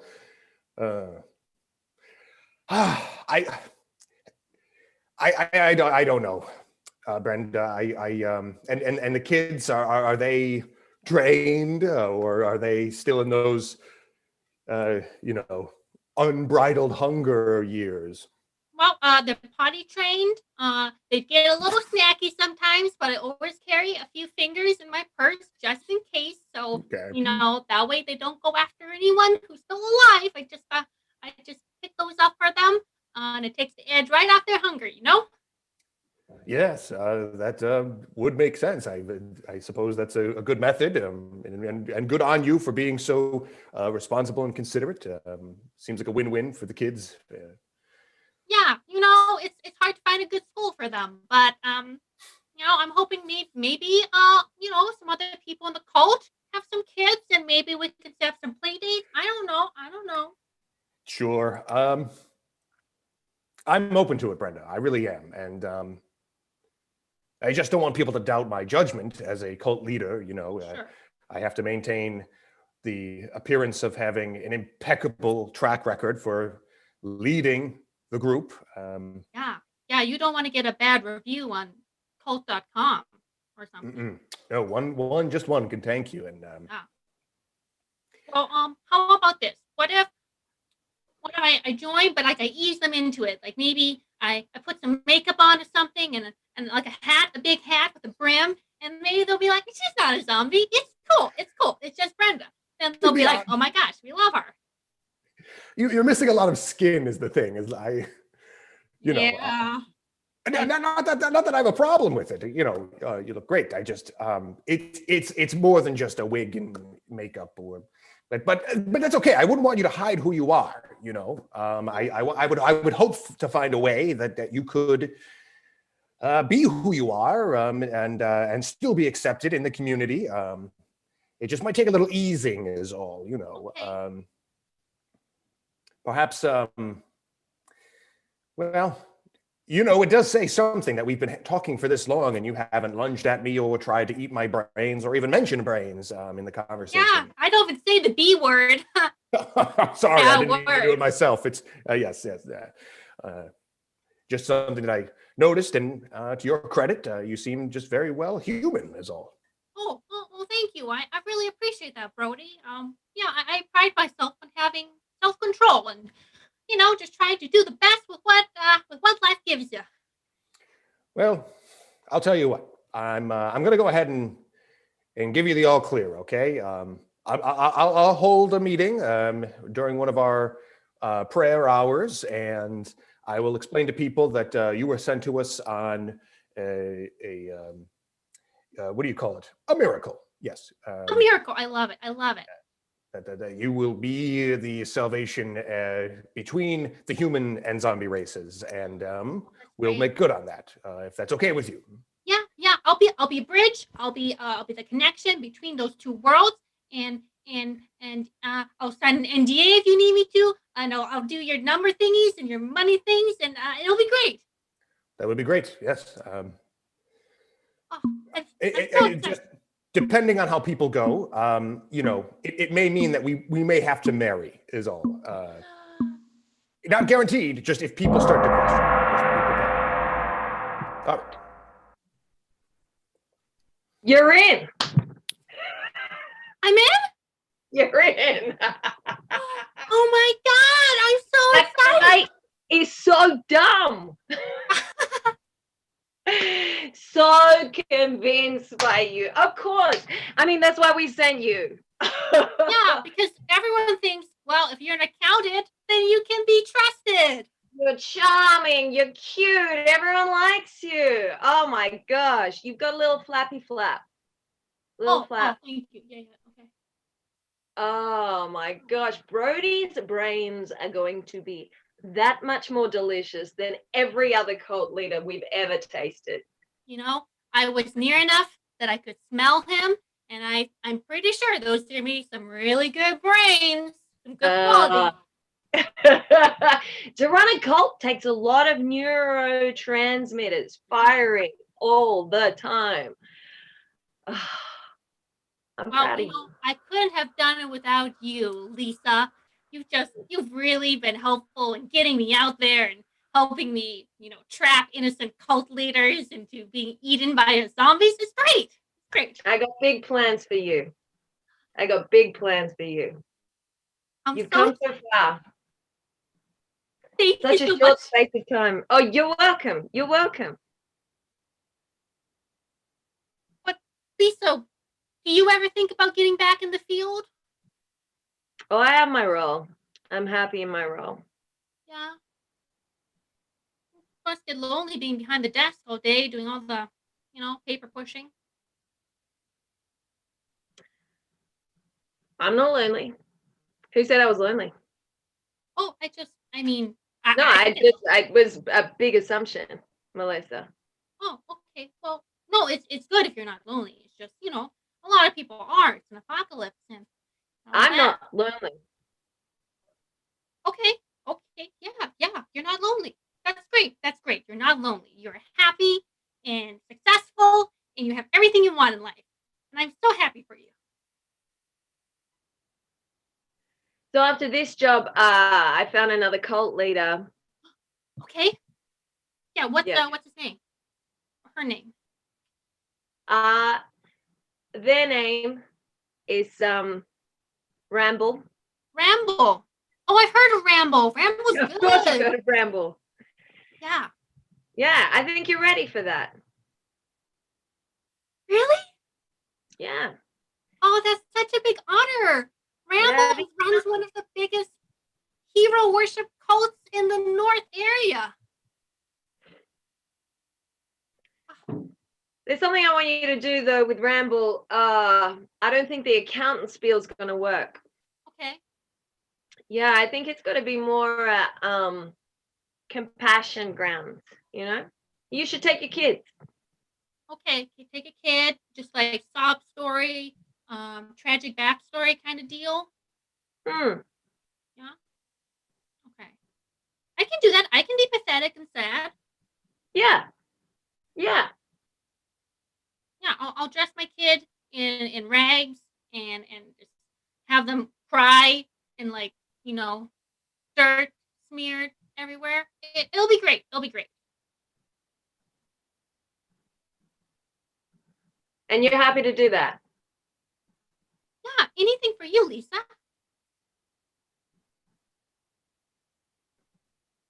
Lisa, is something wrong? You seem like there's some thoughts. I'm good. No, I'm good. I'm good. It's just, I don't know. Do you ever? No, it's nothing. No, tell me. You can tell me. It's dumb. I'm dumb all the time. That's not true. You're really smart. You constantly trap cult leaders, and I get to feast on their brains. Well, I have a full belly because you're smart. Well, I learned from the best. I'm not the best. I'm not even out on the field. I'm here behind a stupid desk. But you could be. Lisa, you have such a good reputation from when you were out there and tricking people and spying. You were the stuff of legends. Thanks. Well, I keep this on the desk. Just Oh. You know who this is? Yeah, that's old Jody. Oh, so good. That was a fun time. That was a fun time. You were just a youngster. I was just an intern then. Yeah. You're still getting used to brains. You're like munching out the texture. Oh, I remember. I would get a little nauseous every time I ate. And we're like, oh, what am I doing? You'll get used to it. You'll get used to it. Trust me. You'll get used to it. And I have. I don't know. I just kind of feel like it's dumb. No. Once we take Ramble, like, what's the point, you know? Well, what about this, Lisa? What if you and I worked together to take out Ramble out in the field? Even if that's the last one, we'll go out with a bang. And we'll have a great time and we'll do great work. It'll be just you and me. Perfect.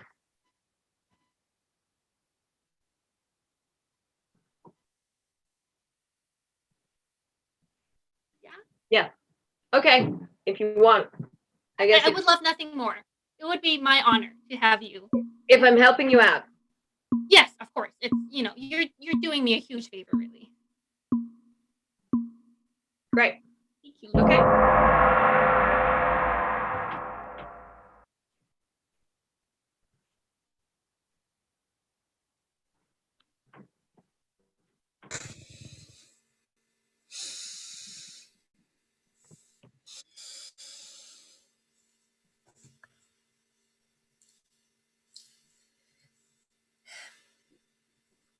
Hey, it's so good to see you. You look really, really good. You really do, Lisa. You do. You look really good. Um, Who let you in? the reception let me in, and I'm going to stop sending lawyers, because they just end up winding, winding. Speak. Just sign the divorce papers. Just do it. I can't make you happy. I try and make beef stroganoff and you're like, oh, I'm full from work. I get dressed up in the best outfits and you're never home. We've been separated for a good 2-3 years now. 2 or 3 years. It's probably more 3, yeah.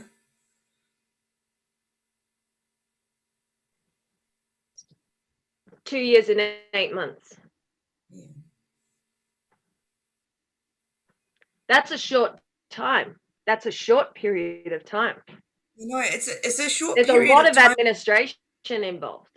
Yeah, it's a short period of time in your existence, but it's a long period of time I don't for eat me. beef. I don't eat beef. I don't want beef stroganoff. You know why I don't want to eat beef stroganoff? Because you're not a human. Because I'm not a human. Did I choose that? And you know why I do want to eat beef stroganoff? Don't. Because you're a human. Yeah, because I am a human.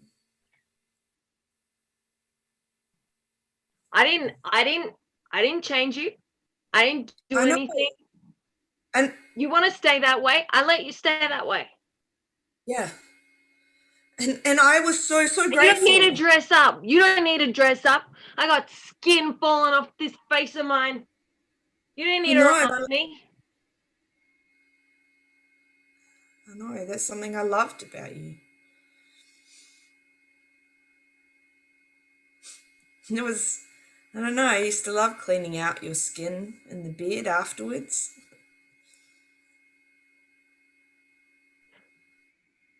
Got all over the sheets. Yeah. Had to wash it 3 times on a hot cycle. Yeah. And sometimes we would just sit on the washing machine and chat while it was doing the cycle. Yeah. They were good days. There were less complications. Yeah. I have a lot of responsibilities. You do, and you do such a good job. And I know work is your life. It was silly of me to think that you could get married to a human and come home every night. It was ridiculous. Stop. It wasn't silly. Yeah. It was like trying to keep a huntsman spider in a jar. It's not right. Who's the huntsman in this scenario? You. I'm the jar trying to keep you inside it. Maybe I should have said octopus. You know, they're very, very smart. They can undo jars from the inside. Go along the floor and go into drains. That happened in New Zealand once. And then it went through the drains out into the sea. You got just on your hair. Yeah.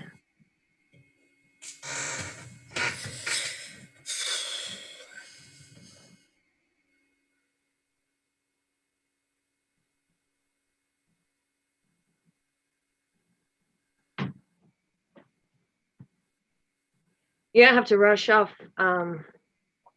I've got plenty of human drinks. Okay. Can you make her a tea? Yeah. Chamomile. Still chamomile? Yeah, still chamomile. You know me well. Yeah. Do it. Do it. Hey. I told them not to let you in, so I'm mad at them. Oh, but yeah. now you're here, so I'm not that mad. Yeah. Terrible helpers, huh? You can't get good help these days. Not with the dead. Not with the dead. Oh, you've just got a clump of hair. Just got a Oh, clump of oh, hair. yeah. Oh, yeah. That's gone. I got yeah, a chamomile. Oh yeah, thanks. Thank you.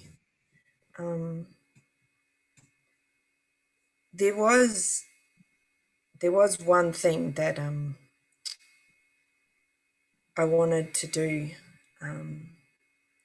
just before we make it all final, before you sign on the papers. Or maybe after you sign the papers.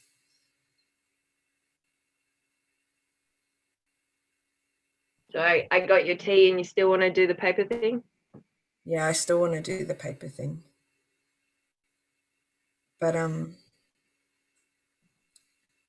do you think we could have goodbye sex on your desk? Just one moment. Out! Out! Get out! Out! One moment.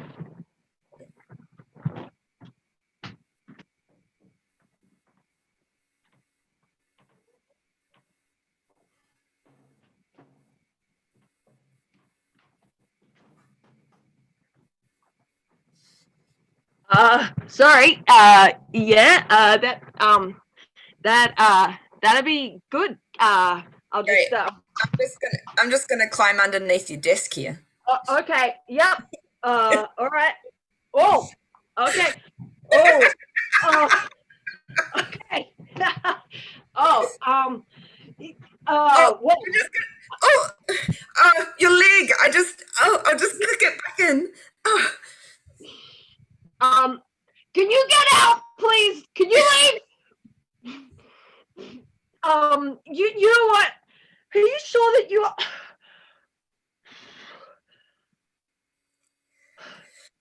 Leave! No!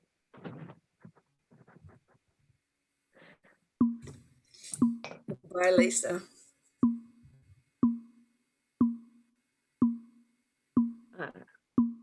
I love you.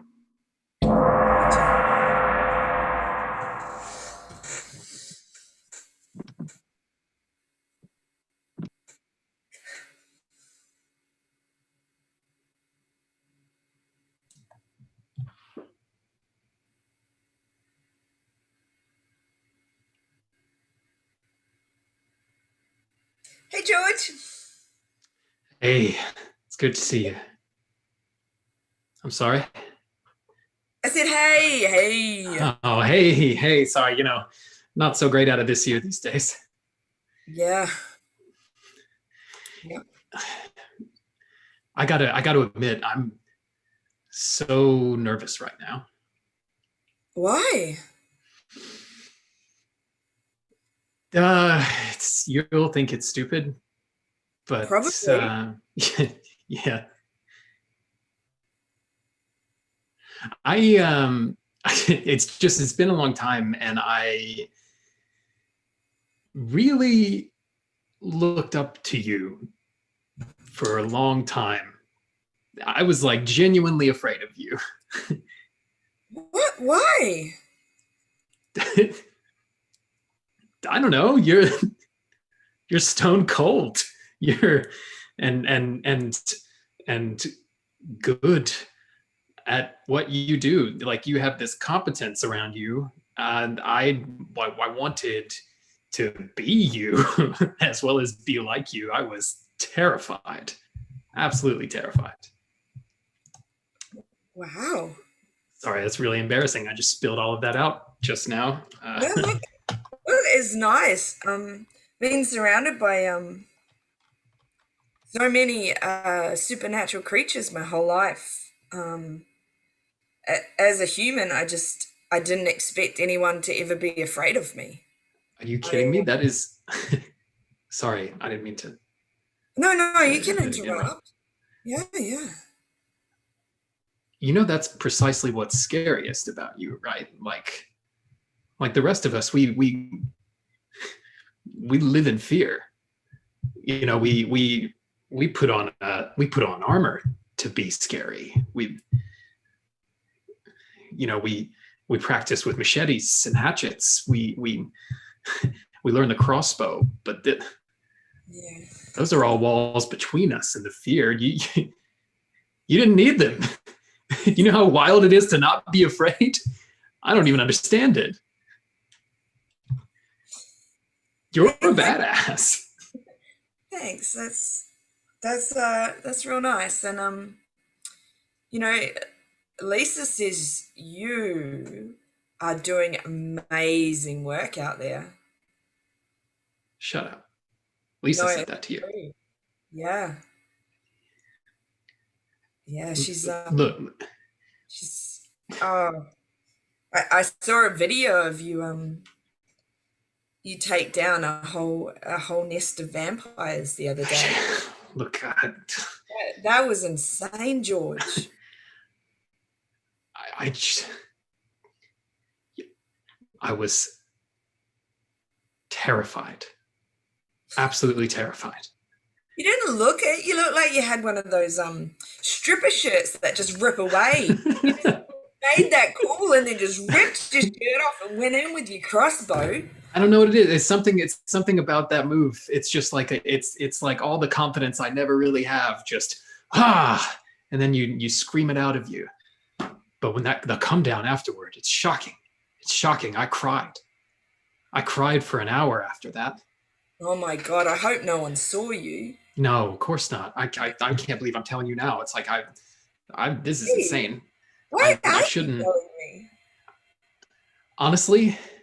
Yeah, it's like you're a cat that's just like rolled over and shown me your belly.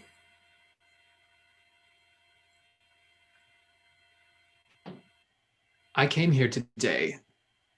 Yeah. For beef stroganoff. Your beef stroganoff's great. It's great. Thanks. I appreciate that. I know you can't eat beef, but I The appreciate thing you. is, I've done my 8 years. And so it's the time where I can choose, re-up my commitment, stay in the field, or go out with honor. And I've been so afraid of this choice for so long until I realized that there's no one I'd rather have send me off than you. I want to be the honor killing for this year's ceremony, and I want it to be you who does it. Oh my God, George, I thought that was going in a completely different direction. Oh my God, George, I thought you were saying you were going to leave the field and do a decent job and maybe come live in a house with me and have muffins. It's all too broken for that. I've watched people try that. I'm not going to go like that.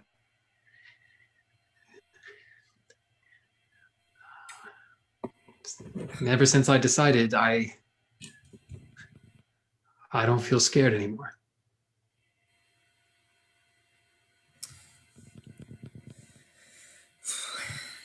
Can I say something really sexist?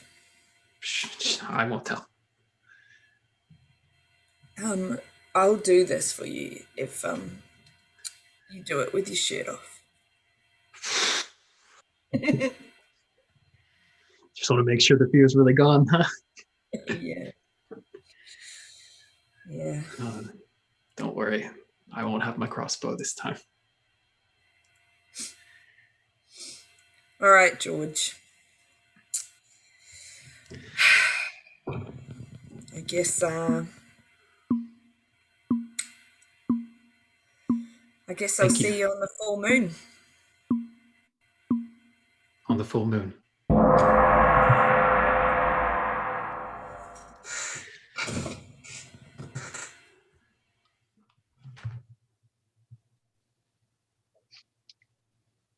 Hey, George, you haven't made it to the archery range in a while. Have you been all right?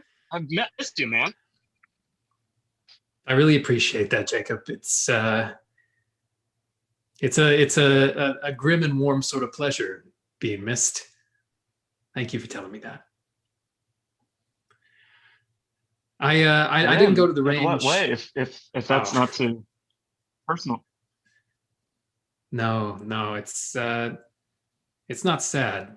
It's just that I'm not going to the range anymore because, well, I don't need to practice anymore, and it's not because I'm perfect. It's You're because darn close to it, though. Stop.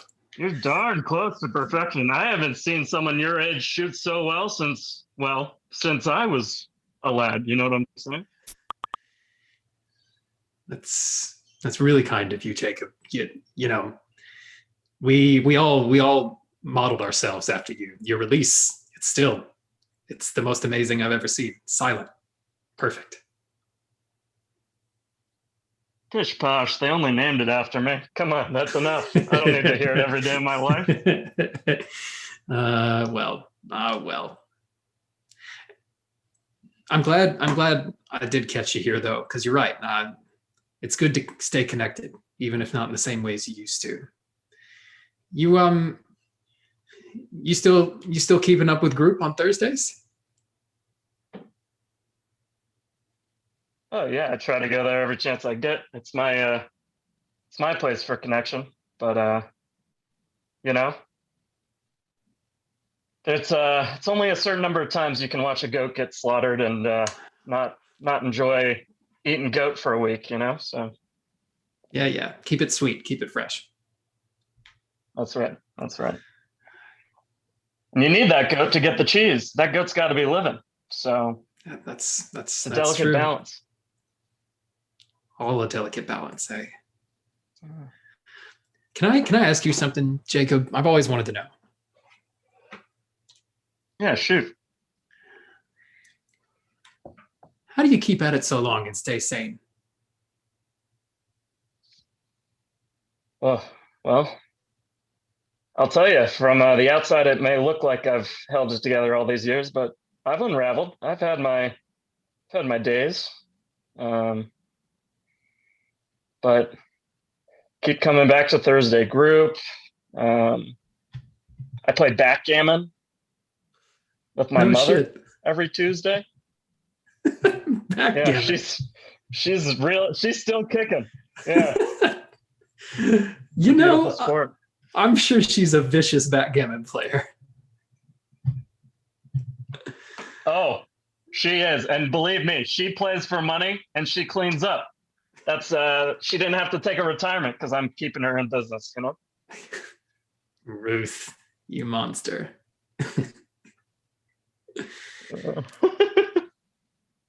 Is it that simple though? You know the song routine. goes. Yeah. It's a bit of that, and I don't know. My diet isn't anything to write home about. I eat the normal things. I eat the way I was raised. I haven't changed a lick of my diet. So any doctor that tells you otherwise is a quack. Doctors, such as are left. Look, I don't mean to be preoccupied by this, but like, how much longer do you think you have in the game? You look like you could go 100 years, but surely you think about it. You know, my mother hasn't gotten arthritis yet, so I've got good genes. Hey, I'm going to still be pulling back a bow for years to come. My dad, we don't know. He was cut down so young. We don't know how he would have aged, but you know, yeah. Rest in power.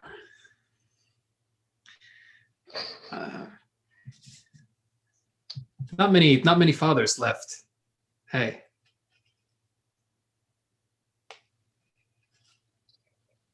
Yeah, they're becoming a bit of a rare occurrence around here, like a blue moon. Sad to say. Blue moon. Yeah. That's why I never had kids. Oh. And I, become a father. So, try to avoid that. Yeah. Yeah, same here. Same here. Do you ever have Hey, the urge, though? I used to yeah? when I was your age. The urge to follow through. To become a father. Just, yeah. Let it sail by. I think of it like wanting to have something that lives beyond you, that's still around after your death. I think that lost its magic. I think I've seen enough of life Really? after death. For you? Yeah. Powerful draw from many. Wow. Sure it is. Sure it is. I've got a different powerful draw now, though. Blue Moon's calling me. You sure do. Drawing that bow back. Hey. I'll see you at the ceremony, Jacob. Take care. You then. You too.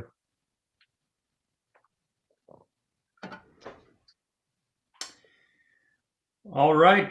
Thank you so much, everybody. I would like to bring this meeting to commencement. As always, I don't want to shock anybody by thinking that we're not going to slaughter goats on this Thursday night, but I do want to take a moment to point out that we have a return. The prodigal son has apparently returned.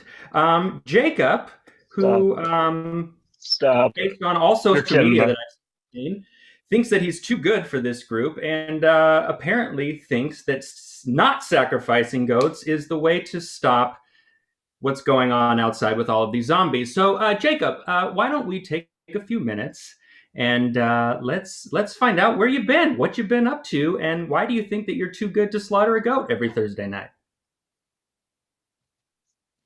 Okay, hey, calm down, everybody. Okay. Do not calm down. Do not. All of those things that you my- said were warranted. Oh. Jacob, you take it. You take it and Oh, you no. like it. Hey. Who put that slingshot over there?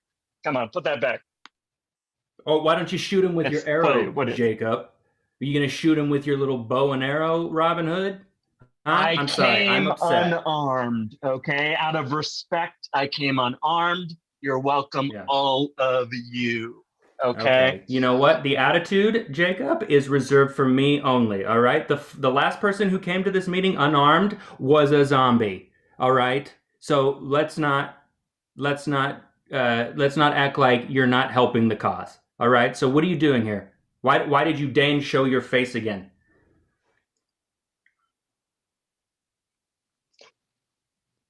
Well, might surprise some of you, but I'm big enough man to say it. I missed you, all right? I missed you.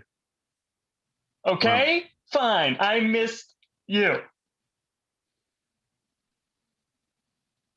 That's really and that's Lord, that's if really my special. food supply didn't dry up. Say again? It's a bit of both. I missed you and I've lost my food source. Okay? There it is. Okay. I'm here groveling. All right. Okay. Yeah. Okay. See, this is exactly the problem, Jacob. We set out with one mission in mind: to sacrifice a goat every single week to stop the oncoming zombie apocalypse, okay? You abandoned us thinking that somehow you picking up a medieval type weapon was going to protect you, all right? And now that you need us again, you expect us to just take you back? Is that what you think? I will say I thought it was more prudent. To shoot the zombies instead of sacrificing a goat in hope that zombies would stop. Okay? There is nothing more prudent than sacrificing a farm animal to get rid of supernatural beings. Everybody knows that, Jacob. If you listen to my opening every single Thursday, I say exactly those words. But look, we're not the monsters, okay? They are. Those out there. So I'm willing to take you back. You're here. But you can't hear your own thing, okay? You are... This is the status right now. You are low. You cannot agree with me right now. Right. I am offering you a favor. Understood. Understood. I will play the lowest role in the ritual tonight. Okay. I will You're coming I off. will do that. I will do that. Jacob, you're coming off a little sarcastic.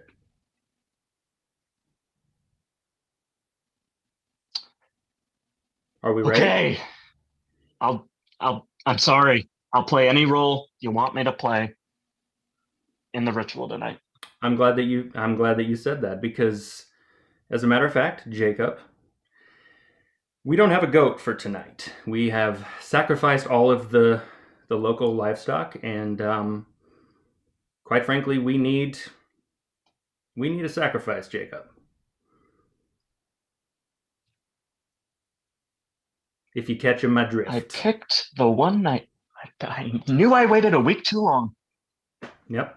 Okay. So what do you say? Maybe I should have come with a bow and arrow. Maybe I made the mistake of coming unarmed. So, yay. As you can see, the other members of this group are slowly walking in towards you. Very outnumbered.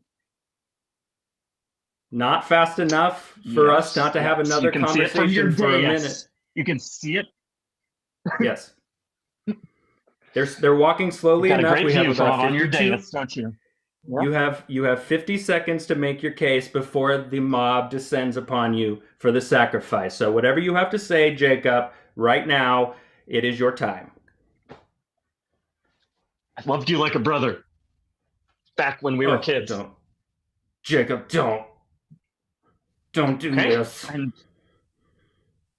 I will admit, I was the one who shot the BB gun that knocked out your left ear. Okay? Jacob. I can admit it now. All right? Jacob. With 20 seconds left, it was me. I know. You know what? I'll let a zombie kill me knowing... No. Jacob, no. I will go to my grave knowing that we were brothers once. And I love you. Godspeed. Oh my God. You're so late. Why are you home so late? I'm sorry. I had things to do. I could only hear out of one ear, and somebody was chasing me. I wasn't sure what was happening. Are you okay? Are you Of course I'm okay. Yes, I'm sorry to worry you. Susie, is something the matter? You mean more than usual? Well, besides the obvious. Besides the obvious, no, what's on your cheek? What's, a little speck on your cheek is all.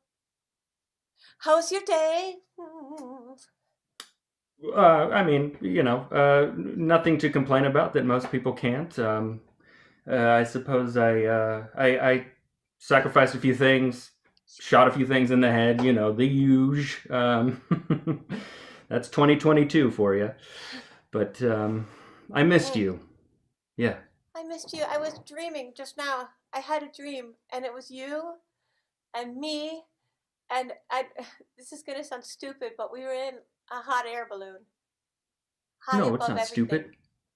Susie, that's not stupid. Tell me about your dream. What else happened in your dream? You and me, there was an ugly part where zombies were clawing at the basket as we took off. But then once we took off, gosh, Charlie, it was beautiful. We were over the ocean. Close your eyes, Susie. Feel the breeze. Can you feel it? Can you hear the seagulls, Susie? I've never heard a seagull before. Are they okay? Are the seagulls okay? I think they're zombies too, Susie. Listen to me. Susie. Yeah. That thing on my cheek from earlier, that was a kiss that you blew me once. I kept it right there as a protection. And I know that doesn't make sense, Susie, but none of this is going to make sense because Susie, you're still You're still in a dream. So let me give You you haven't- another one. Susie. Susie, you have to listen to me. You haven't woken up yet. What? Look down! What do you see?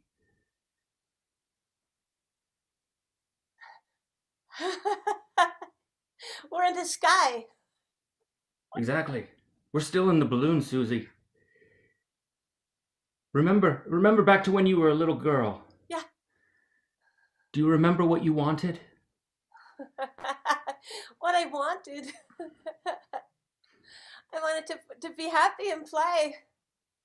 Like every kid, like everyone. I wanted Slurpees and I wanted to see forever. I wanted to look off into the world and see forever. And then what? And then the monsters came. Yeah. Susie, you've been dreaming this entire time. And that's not to say that you made up the monsters. When you wake up, the monsters will definitely be there. Definitely. It's like when you fall asleep and your alarm's been going off and you incorporate the sound into the dream as a song that you like. You've been incorporating actual zombies into your dream. That's not in question at all. Charlie, Susie. are you real? Susie, I don't want to answer that. We've had 4.5 beautiful years, Charlie. And they still will be, no matter what the answer is, whether I'm real or not. It was real for you, Susie, and that's what's important for you to realize.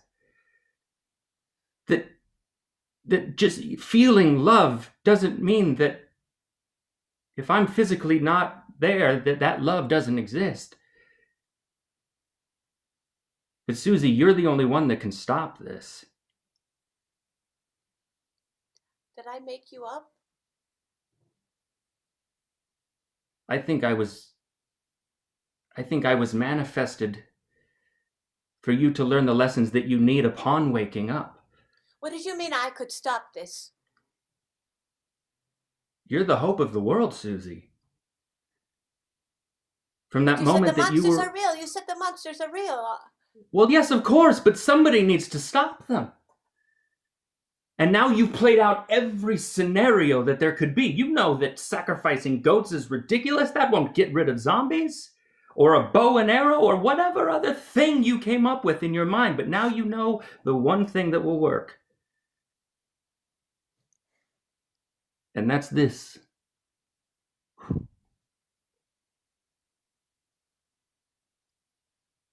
My own kiss from your face is the hope of the world. Yeah, it's a metaphor, but yes, I guess suppose so. And I can have this kiss. And the love in this kiss, the love in this kiss will heal the world. Susie, the zombies are inhuman because they lack love. You must love them. Show them that. I love you, Charlie, whether you're real or not. I love you too.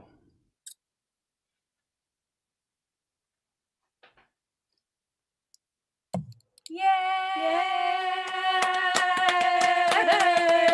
Thank you to Jill Bernard from Huge Theater in Minneapolis, and thank you to all of our performers. And I first of all want to go back at some point and oh my God, I totally forgot what I was thinking. You were going to, I think, find everybody who performed. I was going to go back and find every scene that ended with "I love you." Oh yeah. Oh gosh. Because this was a love fest, and we did have a lot of love passed. So I do want to thank all of our performers, all the theaters that helped us match us with performers, people all over the world. So exciting. Can't wait to experience the world in person. But the best part of traveling is the people. And this has been a really nice mini experience for all of us. We've gotten a tremendous amount of donations from all of you. They're going to help us. I think we got about $10,000 by the end of today that I can just tell, but there's Facebook and PayPal. There's so many sources. Yeah, so we have to tally them all up. The sum of your love, the sum of your love is too great. But it prevented us from being able, like the new way of donating has prevented us from being able to make a little temperature thermometer or whatever. Anyway, I want to thank all the performers. I want to thank all the volunteers, you, Kristen, for being the best person to spend 25 hours in a row with. And we have another person that we really want to thank, who is also a great person to spend 25 hours with, John Tim. Come on out here, John Tim. Yay, John Tim. Yay! Helping manage the live stream, helping troubleshoot all sorts of complicated things. It takes a lot to do this, John Tim. Thank you so much. Stayed up the whole time.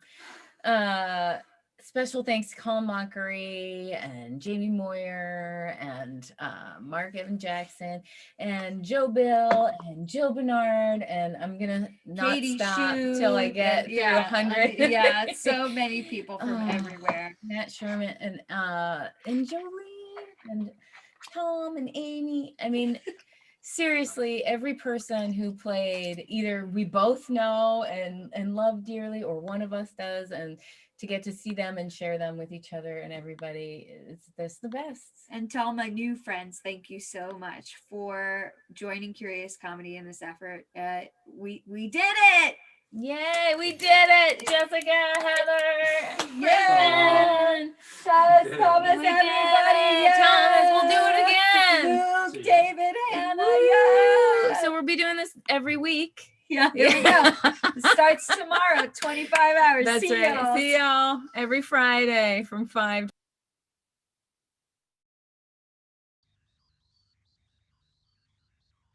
to